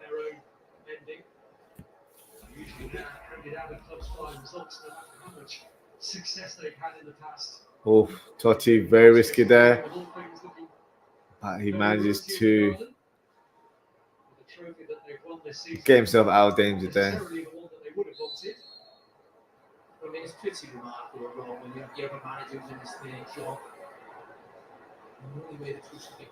More changes from Liverpool. Jurgen Klopp is bringing on Curtis Jones and Dominic Szoboszlai. Sort of admired and loved by so many different people, different levels of the game. He's certainly not a quick fix, short-term manager by any stretch of the imagination, is he? 7 years each. These will be the final changes of the game from Liverpool. So we won't be seeing Diogo Jota, Konate, or Joe Gomez. Gakpo is coming off. Or is he not? Maybe not. Harvey Elliott is definitely coming off. He's applauding the crowd right now. He's on for Curtis Jones. And the final substitution for Liverpool is Gakpo. And he will be replacing Dominic Szoboszlai.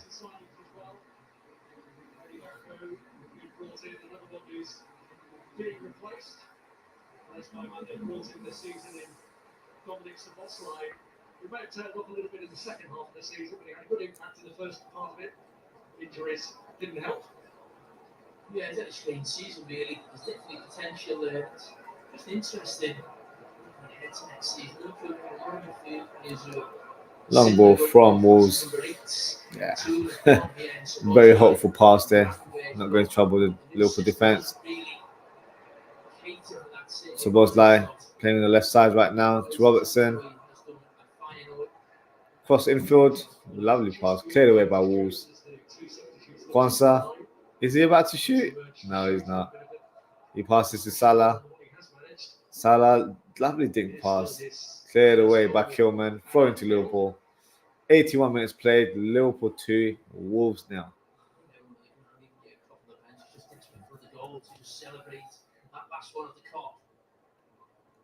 Those almost become too easy because of the situation with Wolves down to 10 men.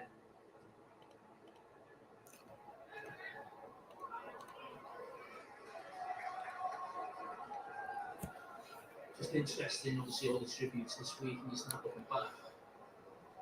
And we're going to sort of the actual journey rather than the destination, because Liverpool have lost big finals. Kwanzaa to Van Dijk.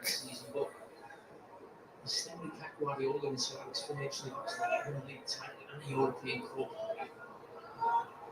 Oh, great cross there from Szoboszlai. Totti and this are all over the place. Van Dijk shoots. Aye. Too much power.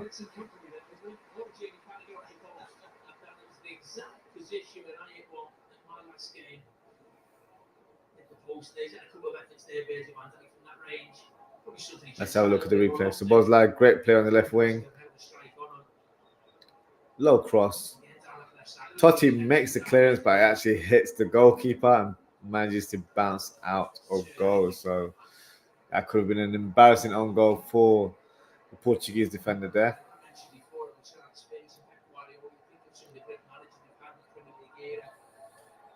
There's only those two and Jurgen Klopp who won a league title and a Champions League at the same club. So that's the company that Jurgen Klopp's in. Kwanzaa, long ball, lovely ball towards Robertson. Szoboszlai. The ride, the nights out, the memories you got with friends and family. These days, I think Liverpool always had every trophy available that they possibly have. Curtis Jones drives the ball. Passes to Nunez, but he is offside. No, play continues. Pedro Neto attacks the right channel. 1-on-1 against Kwanzaa. But as the cutscene goes to the ground, the ref has awarded it as a free kick. Terrible decision. He pretty much just dropped on his own accord there. Lost his balance as he dribbled infield. That shouldn't have been a free kick. But nevertheless, it is awarded to Wolves. They're just making one more change. And it is Bueno off and Tommy Doyle on.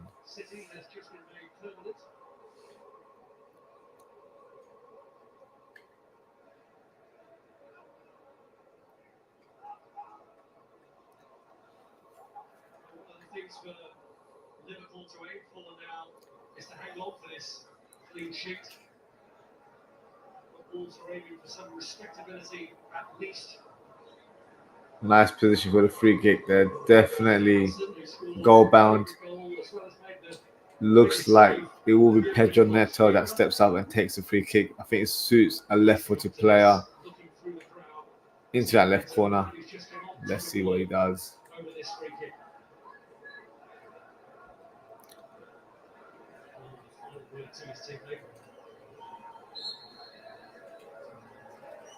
Pedro Neto with a shot. Saved by Alisson. Good save by the Brazilian keeper. That's the first save he's made in the second half, I believe. Second in the whole game.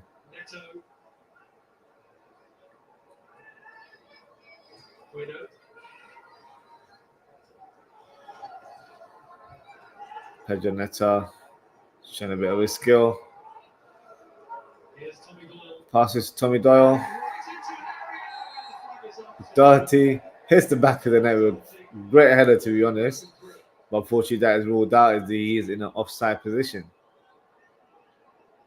I think it's just offside. It's a lot tighter than first impression, as it always is. When some of the flag goes up. Ooh, it's close, but yeah, it's the shoulder, unfortunately. Just offside. Great finish, to be fair. Wasn't an easy chance at all.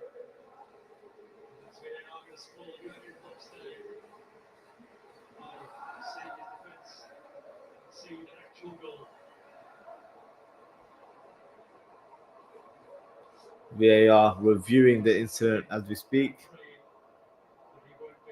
Looks offside to me, but you never know VAR.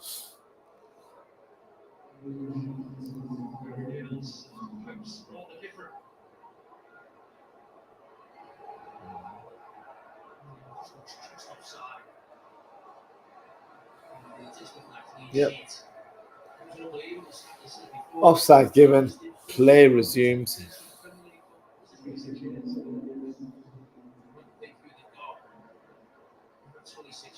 And back to Curtis Jones.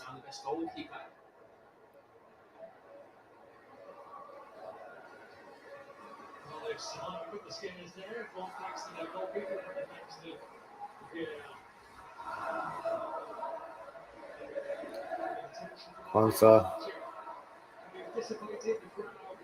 Conor Bradley. Confident play there from Kwanzaa to get out of danger. Brownback drives the ball. So balls down the left wing. Interesting role to see him playing there. It's the first time I've seen him in the left wing for Liverpool. Does appear more natural for him to play in that position. I know that's where he used to play for Red Bull Leipzig. He also played there, or he plays there, I should say, for his national team, which is Hungary.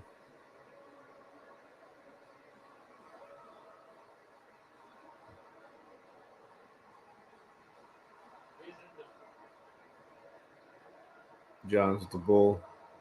Right now, it's all about game management, maintaining possession, because we've got a 10-man opposition, and keeping hold of the ball with the remaining minutes is the key. Try not to concede a goal as well. That's very important for today's performance. 88 minutes played, so a few more minutes, and then we've got stoppage time as well. A crowd in full spirit, as you can hear, chanting Jurgen Klopp's anthem for the final time in front of him as manager. Szoboszlai, fantastic shot, save at the keeper. Jurgen Klopp has told the fans in the past to not sing the song during games, but today I don't think he can have a say. The fans will express how they're feeling and their gratitude for Jurgen Klopp, who has had an amazing 9 years at the club. As you can see on the pitch, stewards are getting ready as the game is going to come at a close very soon. But the game is finished. We've still got Conor Bradley attacking the right wing, blocked by the Wolves defender.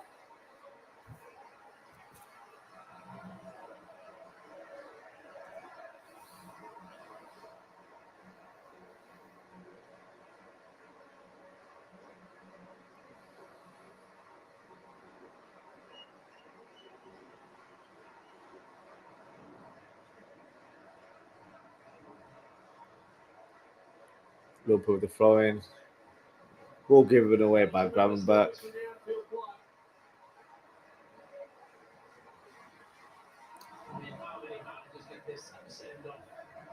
What an atmosphere. Obviously, we're watching it from TV, but right now it just seems electric in that stadium.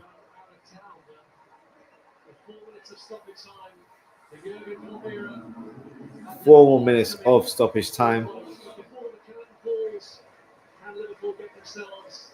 Szoboszlai. Pass to Endo. Kwanzaa to Van Dijk.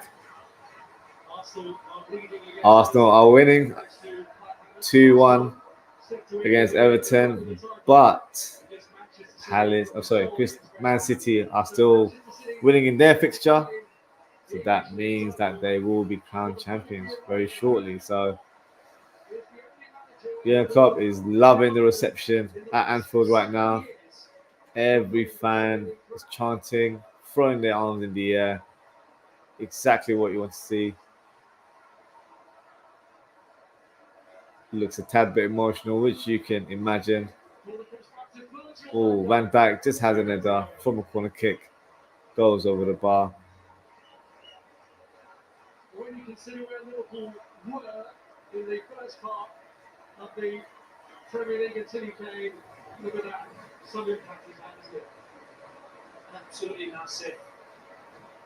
I've said before what he's done in terms of winning the league title, the Champions League, and one club in the Premier League. In 2019, Liverpool won the Champions League. 2020, they won the Premier League. That team is one of the greatest teams this club has ever seen. And this club is the most successful team in English football. There's so many great teams, great managers, great players. As a manager, he's right up there with the best. And that team for a couple of years as good as anything. Wolves on the counter attack right now. Totti trying to spoil the party right now. But no, cleared away by Robertson. Not very convincingly, to be fair. Pedro Neto has the ball. Cleared away by Quansah. Dominic Szoboszlai on the counter attack. Can we get that last finish to top off the game? To Salah. Salah through on goal. Oh, poor first touch by Salah. Come on. Awful touch. I can't lie, Szoboszlai did take a long time to release that ball. Should have released it a long time ago. And I think Salah probably just lost a bit of patience. And when he got it, he didn't have the focus or the concentration to apply that lovely first touch. Yeah. Very, very unlucky. 1 minute remaining.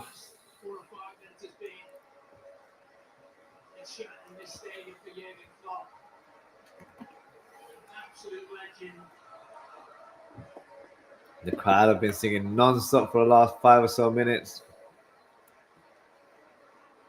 Amazing to see. Trying to keep his emotions under control. You can see Jurgen Klopp trying to keep his emotions intact. You see his wife in the crowd as well. They've become embedded in this community. They've been loved by this community. Darwin Nunez, away by Mario Lemina.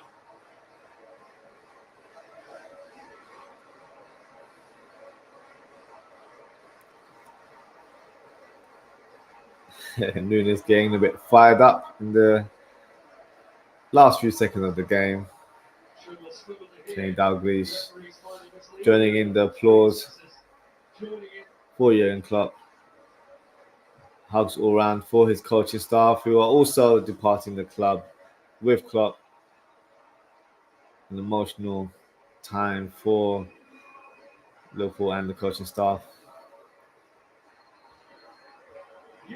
And that is the final whistle. Unfortunately, that is the end of the reign of Jurgen Klopp at Liverpool as well.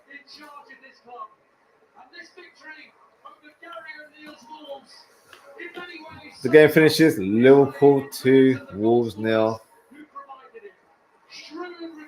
The scoreline was pretty much irrelevant today. It was all about celebrating Jurgen Klopp, trying to get the win to secure a nice send-off for the manager. Who was on loan at Bristol Rovers a year ago, providing the second goal, and the icing on the cake, a clean sheet. Jurgen Klopp giving his high fives to the stewards on the pitch right now. The players have made Jurgen Klopp happy on his final day in charge, and in many ways, Jamie, this has gone exactly to script. Yeah, I mean, he was desperate and focused before the game. Jurgen Klopp again, the 3 points, getting the win. trying to make it in some Let's have a ways look at the business managed scorelines possibly cover. That across was the ultimately board. Everyone's been getting very emotional this week, the manager included. Now's the time. Let's have a look. So the games haven't finished where it counts. It's over. Arsenal are winning, and so are Man City. So as it stands, Man City will be crowned Premier League champions, and they will be succeeding in claiming 4-peat, which is an unbelievable achievement. Great football clubs survive, and Liverpool will do the same. My God, it's going to be an almighty miss. Well, there's 2 days before an FA Cup tie against Norwich in January. Emotions are high right now as the captain, Virgil van Dijk, hugs Jurgen Klopp. It's going to be emotional for all of the players and for the fans involved as well. You know, we've got a manager in Jurgen Klopp who rides off emotions, and our fan base are in similar shape as well. So it seemed to be a match made in heaven when Jurgen Klopp was appointed as Liverpool manager. And some will argue, say, you know, we haven't won as many trophies as we should have. But at the end of the day, I feel like Jurgen Klopp has taken us on an amazing journey over the last 9 years. Some moments that you'll never forget as a football fan. Some glorious moments, winning trophies like the Premier League, which we were, you know, all wishing that would happen for us one day. It was the first time I witnessed a Premier League win in my lifetime, so yeah, it was something that a lot of the young generation and older generation will be proud of. Winning the Champions League, being in Champions League's final 3 times. You know, we might have lost twice, but it doesn't mean, you know, you discredit the effort. Every season, Liverpool were competing under Jurgen Klopp, and that's what we wanted from our new manager when he was appointed. We've been an average team in those prior years, but he's brought us back to life and being one of the top sides in Europe, and I'll say a feared team in European football as well, because whenever we were in the Champions League, we were always regarded as favourites. The Anfield crowd always regarded as a hostile environment when you're there, and also regarded as a 12th man for Liverpool. And right now, they're all in song right now, cheering on the players as we conclude the season, and obviously give Jurgen Klopp the send-off that he deserves. Since then, we're on to our 4th Prime Minister. King Charles has succeeded his mother, and Harry Kane has overtaken that Wayne Rooney record. A beaming smile from Jurgen. So it looks like the games have concluded, and Man City have been crowned as champions. So let's have a look at the final league table. Man City at the top with 91 points. Arsenal finished in second with 89 points. Liverpool finished third with 82. And Aston Villa, they're already high or on their own kind of wave right now, as they already qualified for Champions League football during the week. So today's result was irrelevant. They achieved their objective, and that was to claim European football, and more specifically Champions League football as well. So Jurgen Klopp giving the hugs to the senior board members, including John Henry.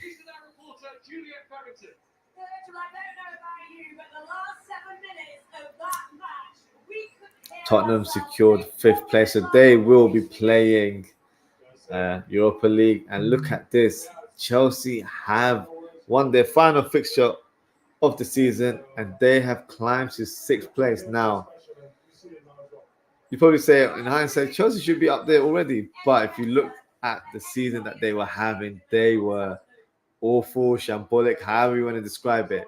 But fair play to them. The last month or so, they've really get up and managed to attained consecutive wins, and look, they're in 6th place.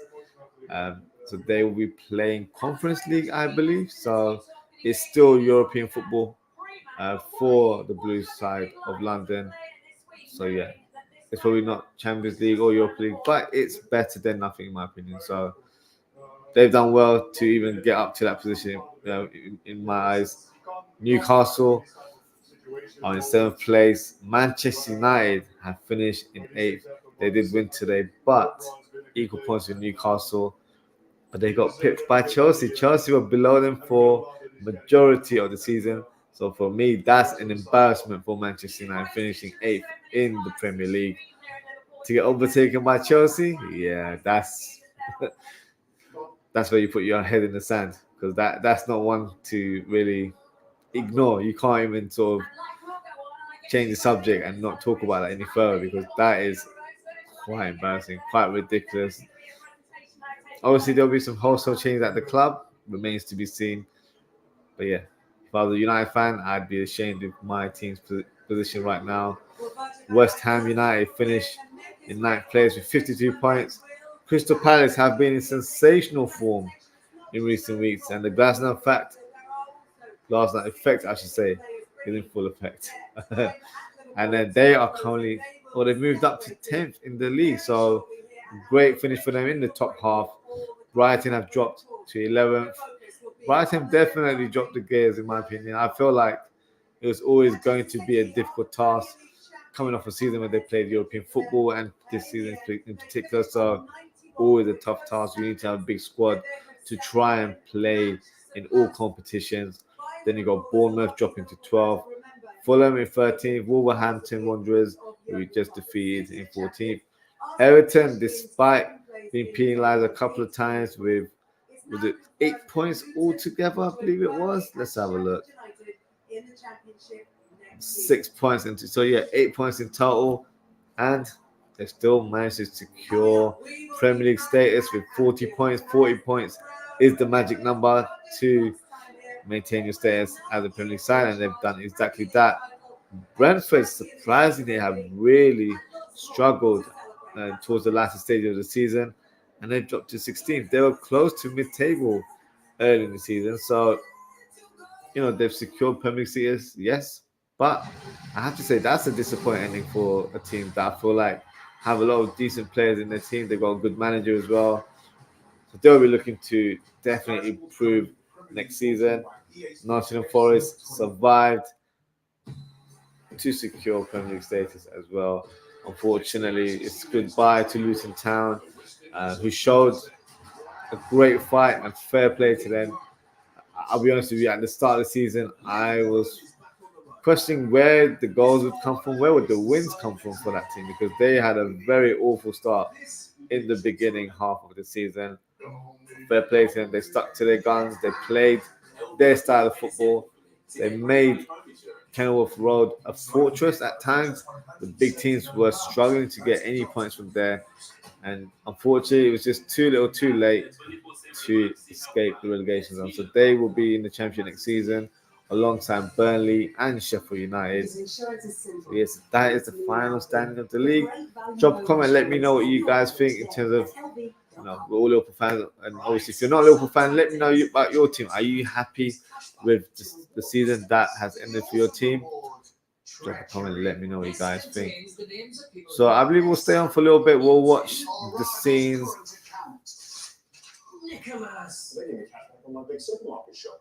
Because I'm sure we'll have a nice send-off for Jurgen Klopp. But yeah, see Chelsea in 6th place. Considering they were like 11th, 12th, 4th, a majority time of the season, that is quite remarkable, to be honest with you. And as you guys know, I'm not a big Chelsea fan, so I've been calling them Billy FC all season. But you gotta give them a bit of credit. They've done really well to secure 6th place. Their season looks a bit more respectable now than it would have been a few months ago. So, still spent £1 billion, which is wild. And they've only claimed 6th place. But you gotta hope that, something comes out of it in the future for them. I don't. As a rival, I don't wish them any success at all. But from a neutral point of view, you know, some of the young players that they sign, they might be able to evolve in the years to come, and they might have a solid team that they were probably trying to aim in the beginning. So, yeah, so that's Chelsea. Newcastle, I feel like last season they probably over sort of achieved with their Champions League qualification, probably due to the fact that teams like Chelsea and Liverpool dropped off. But I would say there's no sort of shame in where the position finished in the seventh position. I think playing European football is still the right step for the club. I think Eddie Howe's doing a great job there. So that's a good finish. United, yeah, high expectations for United. United were saying that they were going to challenge for the title. Um, all sorts of terrible results. Just look at the stats. They have won 18 games, drawn 6, and lost 14 games. Losing 14 seems absolutely wow. But look at the goals scored. 57 goals scored and 58 conceded. That seems like a bang average team right in the middle. They're not good defensively, or are they good from an attacking sense of view? So a lot of work needs to be done at Old Trafford, including repairing their leaky roof as well. So yeah, big summer. Obviously with new owners, so that will definitely have an impact in what they are able to do in the next window. Would they be able to sign big names? I don't always feel like that's the right answer to sign big names, but I feel like they need to have a strategy in place in terms of what type of players to sign. So, big season for a lot of the teams.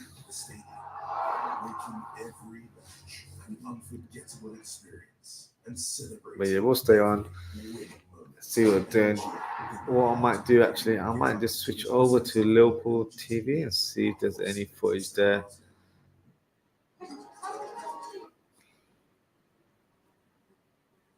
Leading them a moment ago.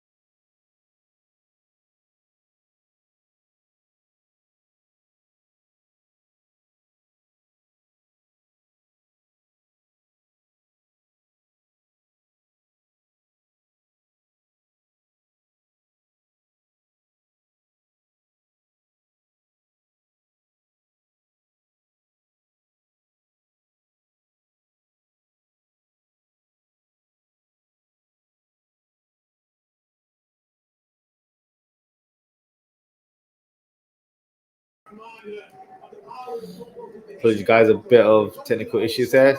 So I've just switched over to Liverpool FC TV and hopefully we'll be able to see the farewell presentation or ceremony.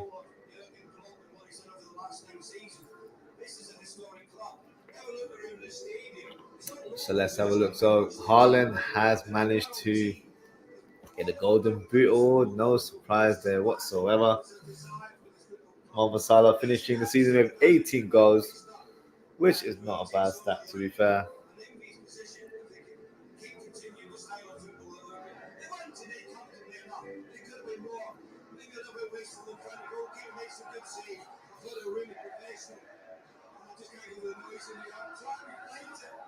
We should have some singers in here just to give it some credence because it's absolutely amazing. soon get the presentation on the way out of the field.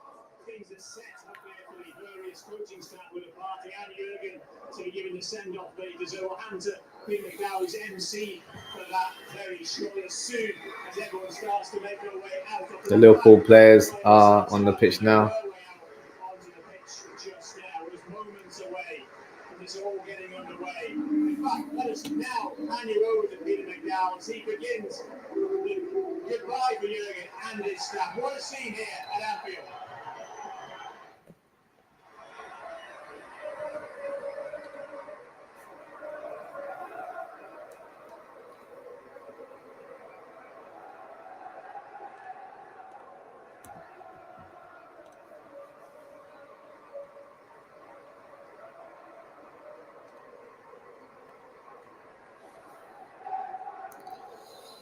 Jurgen Klopp is also on the pitch right now.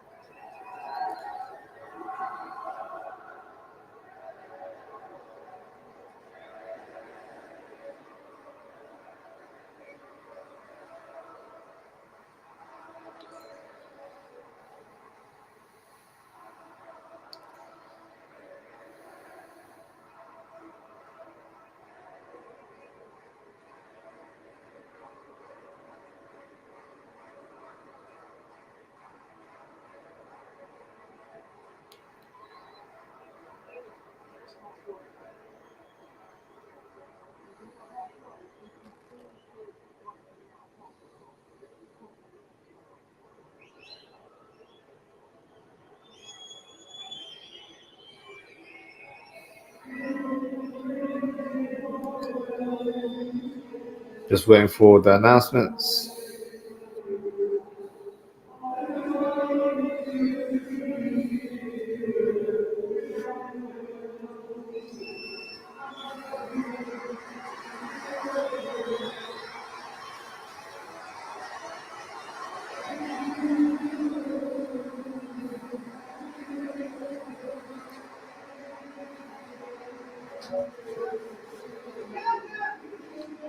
They'll also be saying their goodbyes to Thiago Alcantara, who is literally stepping on the pitch right now. On a personal level, for me, this is a bit of a sad one because I'm sure you guys probably heard me mention before. He's one of my favorite players of all time. Forget Liverpool, of all time. I've always loved the way he plays the game. Magician on the pitch, amazing technique. So when he signed for Liverpool, I was absolutely gobsmacked. I was on cloud nine.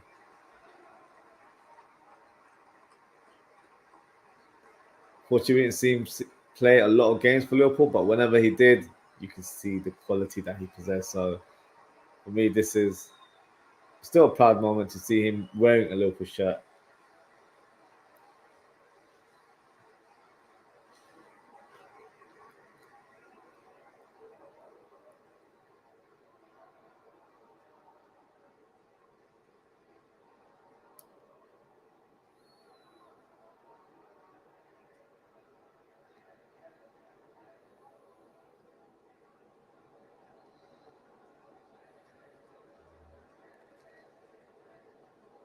Thiago's getting his Champions Wall as a memento before he departs the club.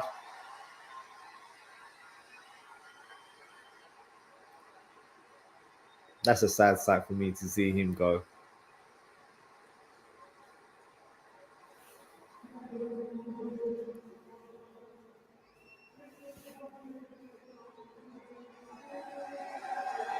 You got Joe Matip as well. Certainly a character on and off the pitch. Like as you can see, he's well loved by the squad.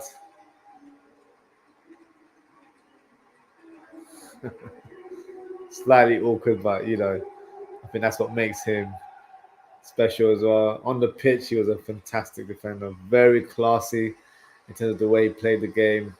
Great ball carrying ability.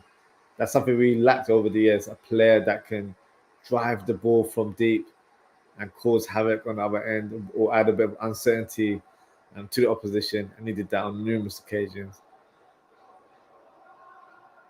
So yeah, we're sad to see him leave as well. On a free transfer, probably one of our best deals, I'd say, in our club history. Fantastic.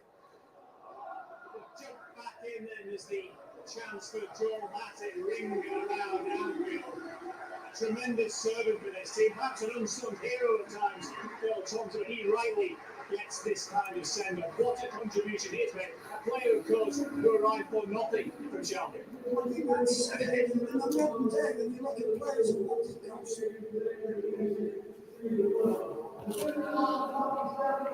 Yeah, we watch as the ceremony continues. Pete goes through the process of saying the list of departing figures. It's a long list, of course, a huge change, both in terms of those couple of members of the playing staff, but also. So now they'll be making announcements for the coaching staff.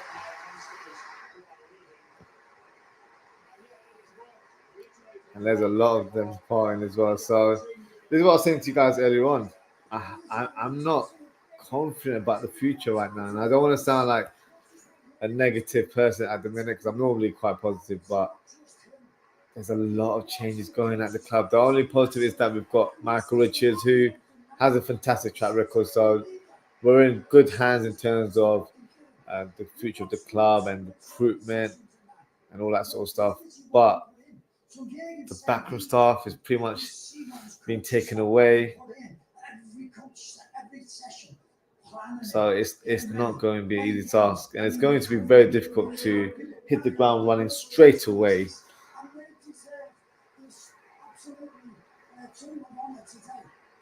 One of the big things that really stands out from Jurgen's time is kind of underlined by the fact that the guys in the party, the delegation, you know, need to have the people he trusts and responsibility. And that's been a Thanks to everyone for their votes in the poll. The final conclusion of that poll is 80% wanted Man City to win the league and Arsenal with 20%. So yeah, we got a wish, I guess. I'm not saying in a happy way because far from it.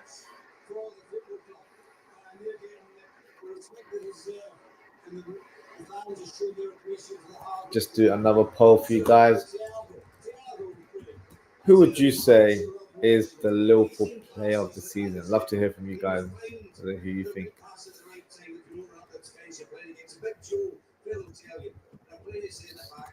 Yeah, the season, and I'll give you guys some options as well. Fully committed, 2 lines ahead, outstanding careers. But this will be a moment in their footballing careers they'll never ever forget. The same was with the both of them. They, from the injuries caught up on them. Joe was getting more as he got older, and then the ACL that he gets is so hard for him, particularly when his contract's sort of running out. Thiago and Gray, what a player, what an honor to sort of watch. Yeah, you got 5 men waiting there. Come onto the pitch for the guard of honor.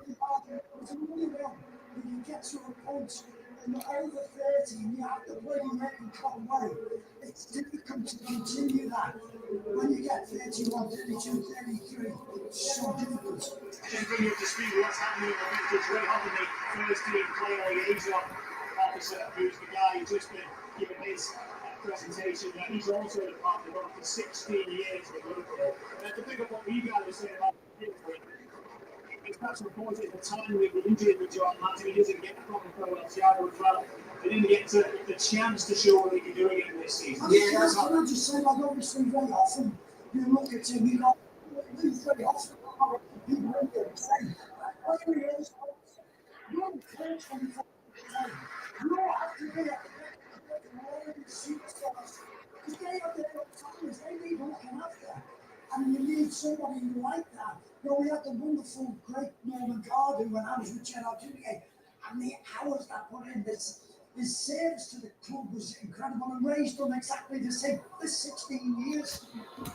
that's seen the players in the good moments and the bad moments. People see them on the pitch during the celebrations and the trophies, but in the dark days of the players, that's where guys like Ray want to step in and be a supporter player. Every member of Jurgen's staff behind the scenes has got a pivotal job to do, wherever the case may be, looking after the players' welfare, getting them fit, getting them their minds ready for the upcoming fixtures that they've got, the training regime that they've got, daily what they do. And you don't forget it as well, Mark. This has been their life. No matter what number of years they've been here, they've been here on a daily basis, 24/7, every day.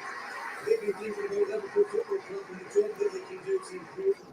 They're going to make the players better. That's all they've been thinking about. And now all of a sudden, that's all gone. And how do you cope with that? So they're going to have some tough times ahead. And I'm sure some of the players will give them a call because they've worked extremely hard as a group together to get the results that they have. So many of the facets of my coaching staff. John Ashberg.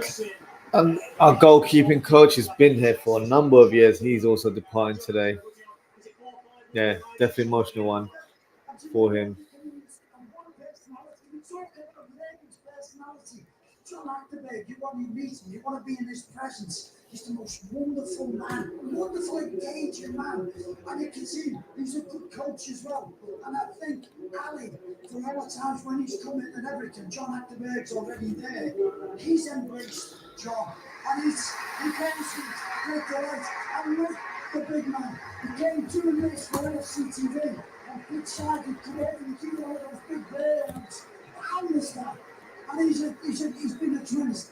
And the big thing is Jurgen absolutely loved him. He loved his contribution to this club. I think that's epitomises, what we're seeing here is all the staff coming out individually. I mean, it may be for time constraints of having to come out together and they never over-applauded. But I think Jurgen's at the party playing this. He said, no, they're mass now. I think we should all go out there and get it. Otherwise, they get lost in all that way. What's the overall noise is this quality group? Whereas when it's individually, they're coming out there and they'll remember this moment. This is what we're part of a loving. Huge round of applause for the coaching staff coming on the pitch.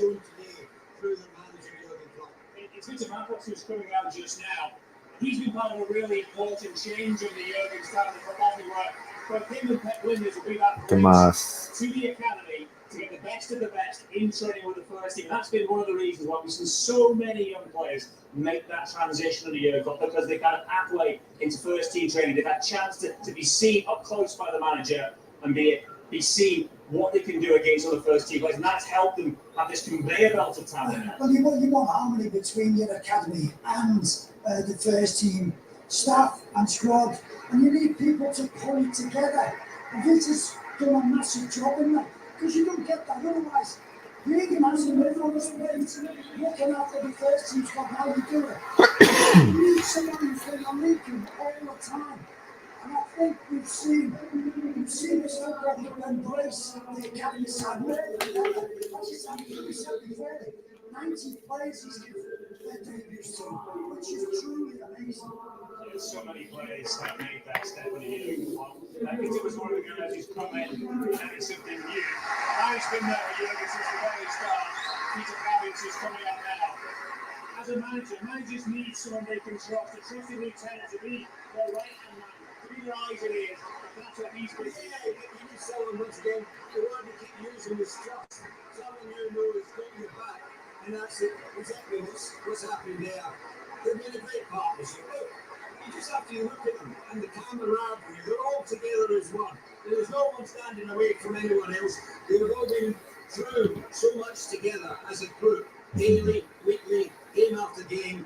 And all they've wanted one thing is to get Liverpool to the very highest that they possibly can. I can't wait for Pep to come out and for Jurgen to come out, because this place is going to erupt. Absolutely erupt. Yeah, Peter with Jurgen all the way from their days at Mainz starting. Yeah, he's joined him on that journey to be here at Anfield. He's been quiet, Peter, hasn't he? Yeah. He's that person in the back. He's the eyes. I mean, and you need somebody like that throughout all how hectic things are. Peter Kravitz, who you can see on the pitch right now, has been Jurgen Klopp's right-hand man for a number of years, and he's also departing as well. So yeah, sad to see him leave. known as the eye for Jurgen Klopp in terms of his ability and his coaching style as well. So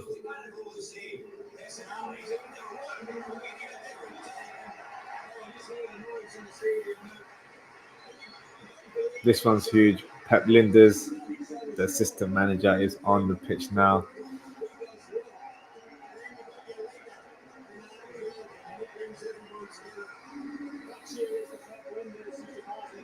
Definitely played a part in Liverpool's recent success as he returned to the club as Jurgen Klopp's assistant manager.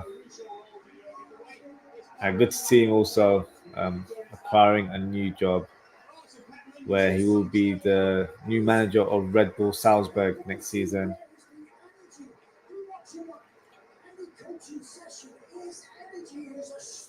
He'll be a miss. I know some fans have a bit of a mixed opinion, especially when he released his book. But I think it was just a coincidence that we were going through a bad patch when that book was released. So unfortunately, you're going to get a bit of a negative reception based on that. But I think he's definitely helped the team play a certain way, especially the tactics he deployed in the last few years. And yeah, he will be missed in my opinion as well. A person that I thought may have been in contention to take over Jurgen Klopp as full-time manager, but no, it wasn't to be, unfortunately. So, and this is what we've been waiting for: Jurgen Klopp.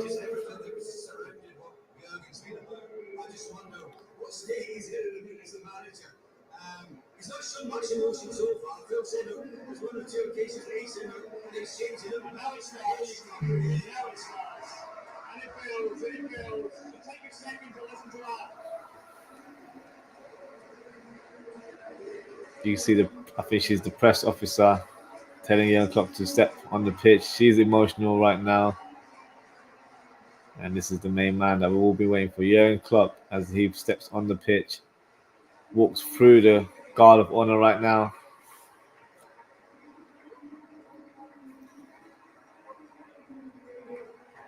He's gone back for more praise.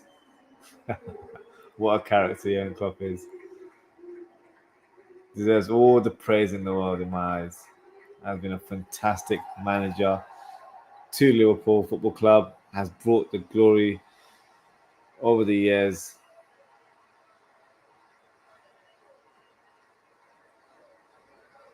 His wife is in the crowd, very proud of her husband there.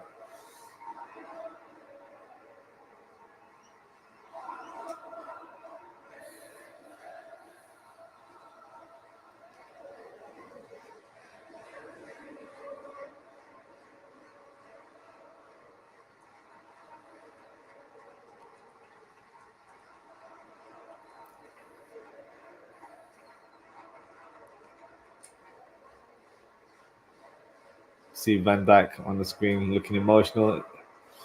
I think we'll get that quite a bit from the players.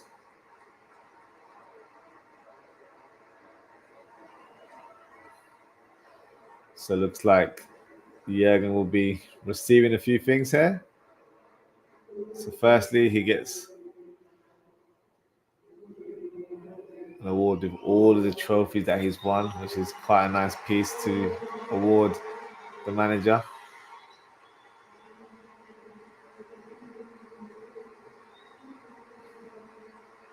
He's got another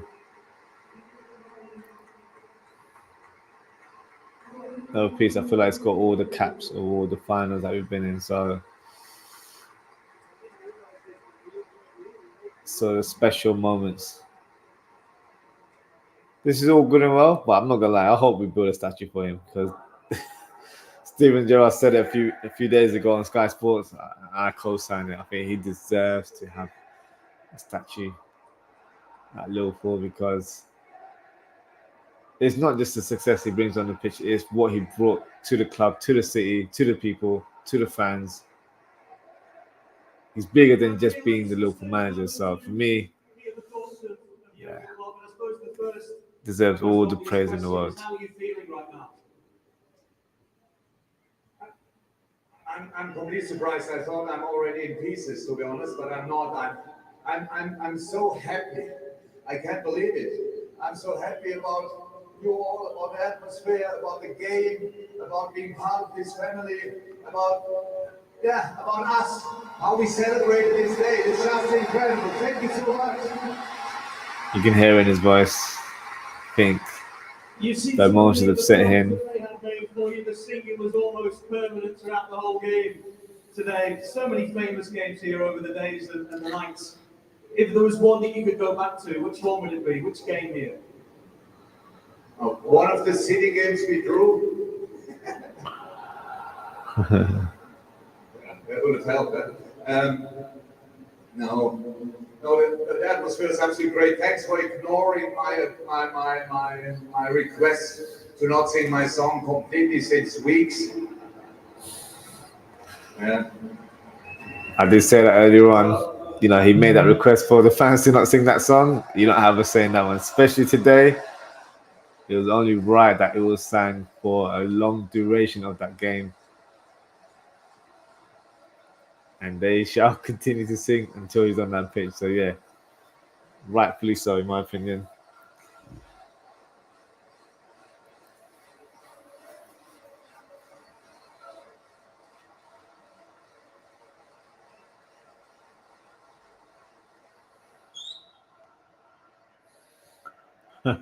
He's telling the crowd to keep quiet. They can't hold themselves to do so.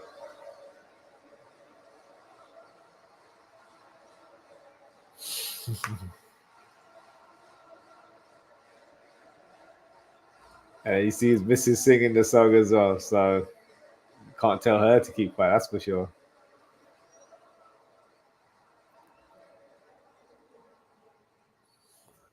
I was like, thank you. If you sing it next year, that would be funny. So no, honestly, I for whatever reason, I don't fall. Oh, Peter, thank you very much. Thank you. I don't fall. Not yet. Tonight, possibly. So it doesn't feel like an end. It just feels like the start. Because I saw today a football team playing full of talent, full of youth, full of creativity, full of desire, full of dream, full of...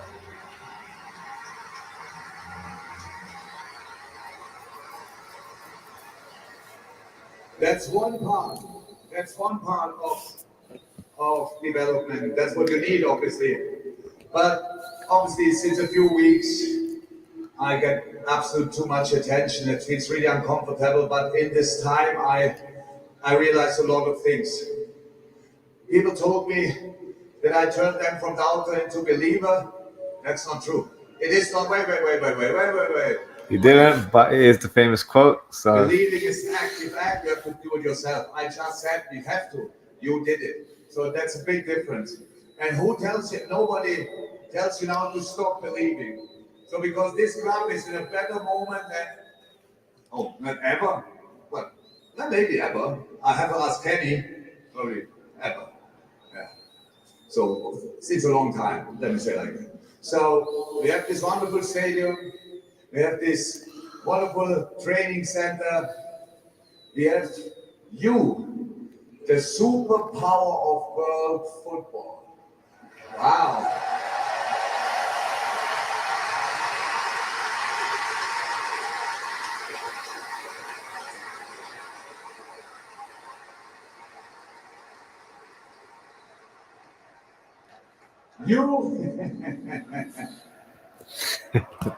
every time he talks, they start singing the song.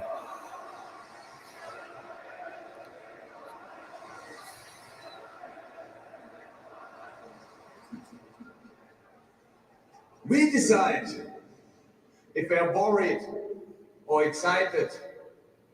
We decide if we believe or we don't believe. We decide if we trust or if we don't trust. And since today I'm one of you, and I keep believing in you. I stay a believer 100%.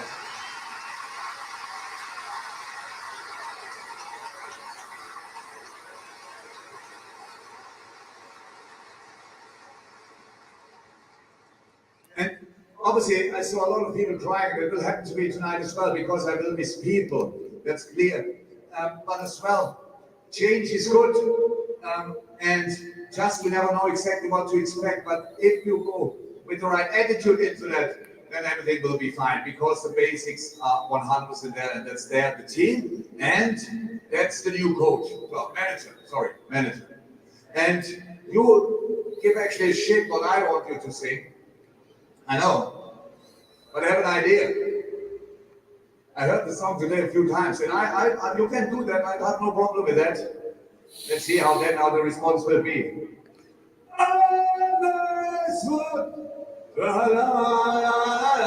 Oh my god. He's just made up a chant for onslaught. That's interesting.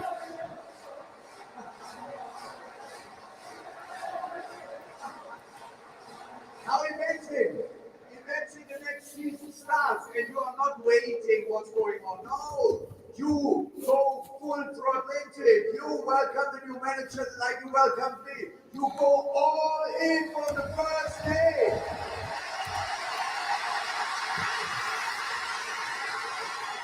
And when it's hard, you keep believing. When it's difficult, you keep believing. And you push the team. You wait not for a goal or whatever. And get down on your toes. You're on your toes before we score. Because I'm one of you now.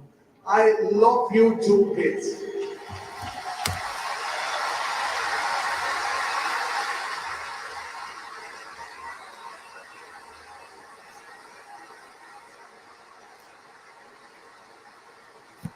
The only thing we don't have yet in this one of the stadium is a video ball, so I have to tell you, on my jumper is "Thank you, love," and I will never walk alone again. Thank you for that. You are the best. We really want to thank you.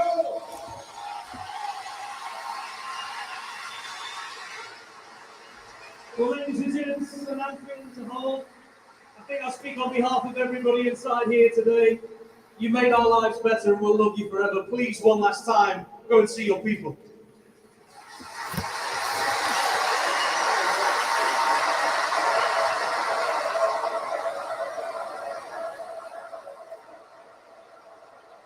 Jurgen Klopp and his staff and his players, ladies and gents, are going to come on and lap the ball now. One last time, let's feel for Jurgen Klopp.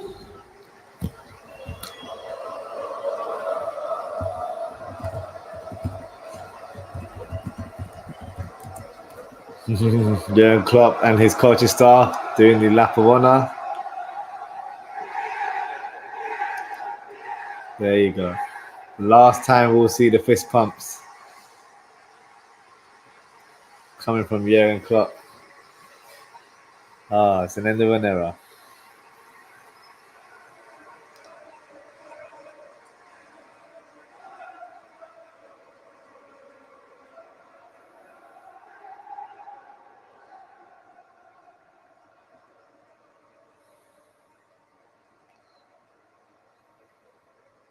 I thought it was quite a nice moment for him to chant the next manager's name like that and pretty much give us a song before he's even stepped into the role. So nice touch there. It just shows you his quality as a human being. Oh, he's doing a final one. Come on.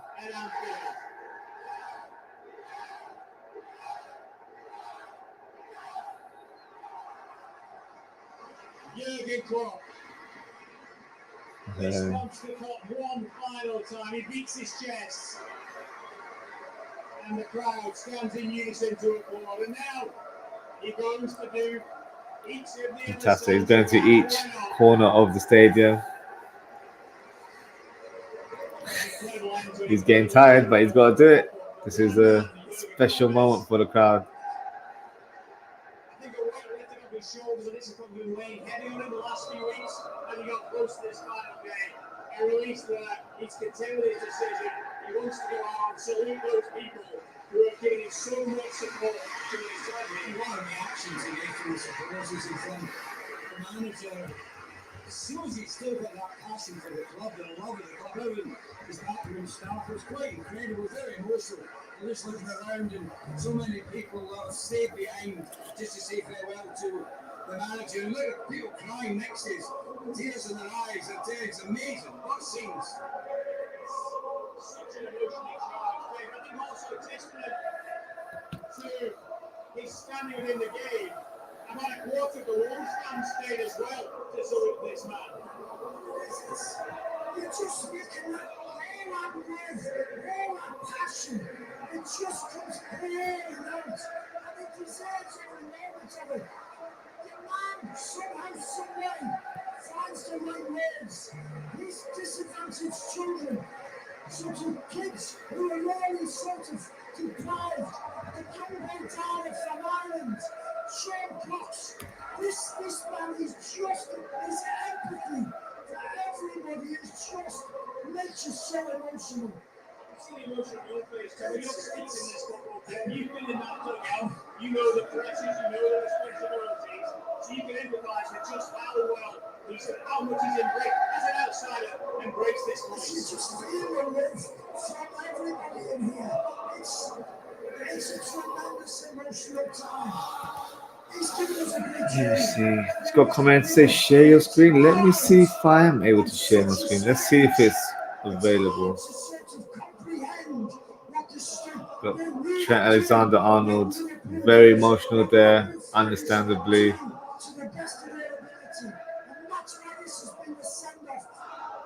Which eclipses anybody's send-off.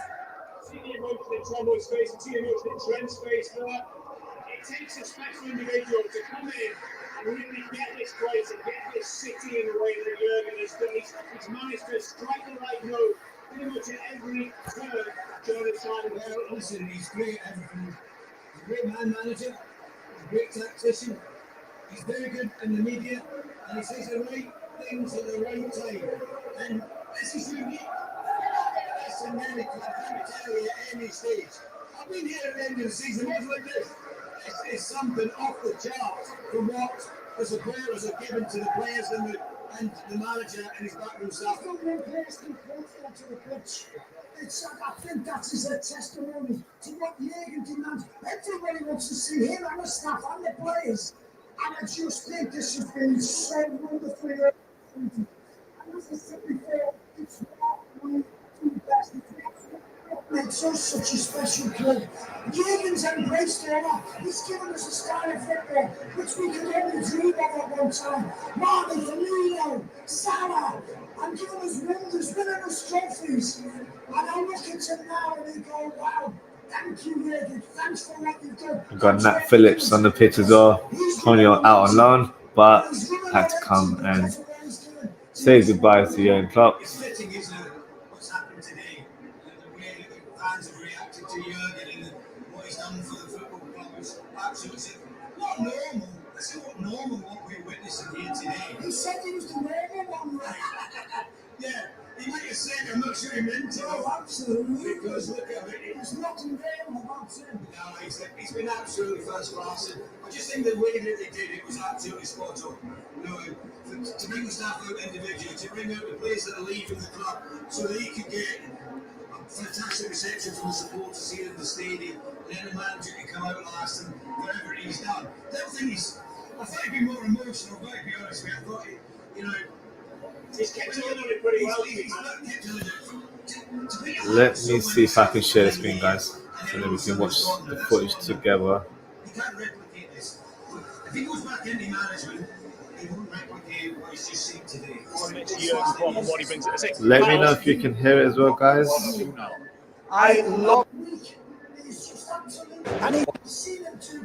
One of you now. I love. Do you know something?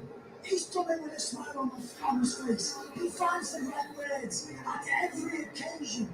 And you just think, wow, how does he keep doing it? How does he Seems to be buffering on my side. He had all kinds of events. And I just think, that is the thing within the man. He has just embraced our values, embraced One of you now. Yes. Well, that's it. His departure isn't just felt here. I think a lot of neutrals will miss Jurgen Klopp and what he brings. The fact One of you now. I love.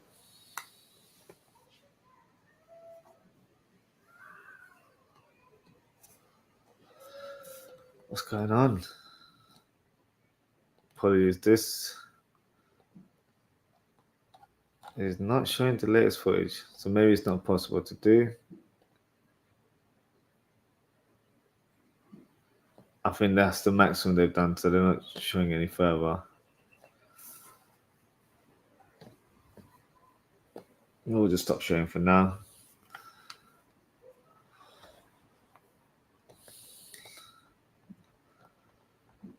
I guess we can wrap it up today, so guys. So thank you to everyone for tuning in. If you haven't already, please don't forget to like, comment, share, and subscribe to the channel. It's been an emotional one. Jurgen Klopp, unfortunately, has left the club. Onslaught will have a hard person to follow. But yes, we will discuss that in more detail as the off-season begins. Got the win today, so a nice send-off for Jurgen Klopp. And obviously a nice presentation for everyone to follow after the game. So thank you as always, guys. Thank you for your support throughout the whole season. We've done a lot of shows together. So yeah, appreciate everyone.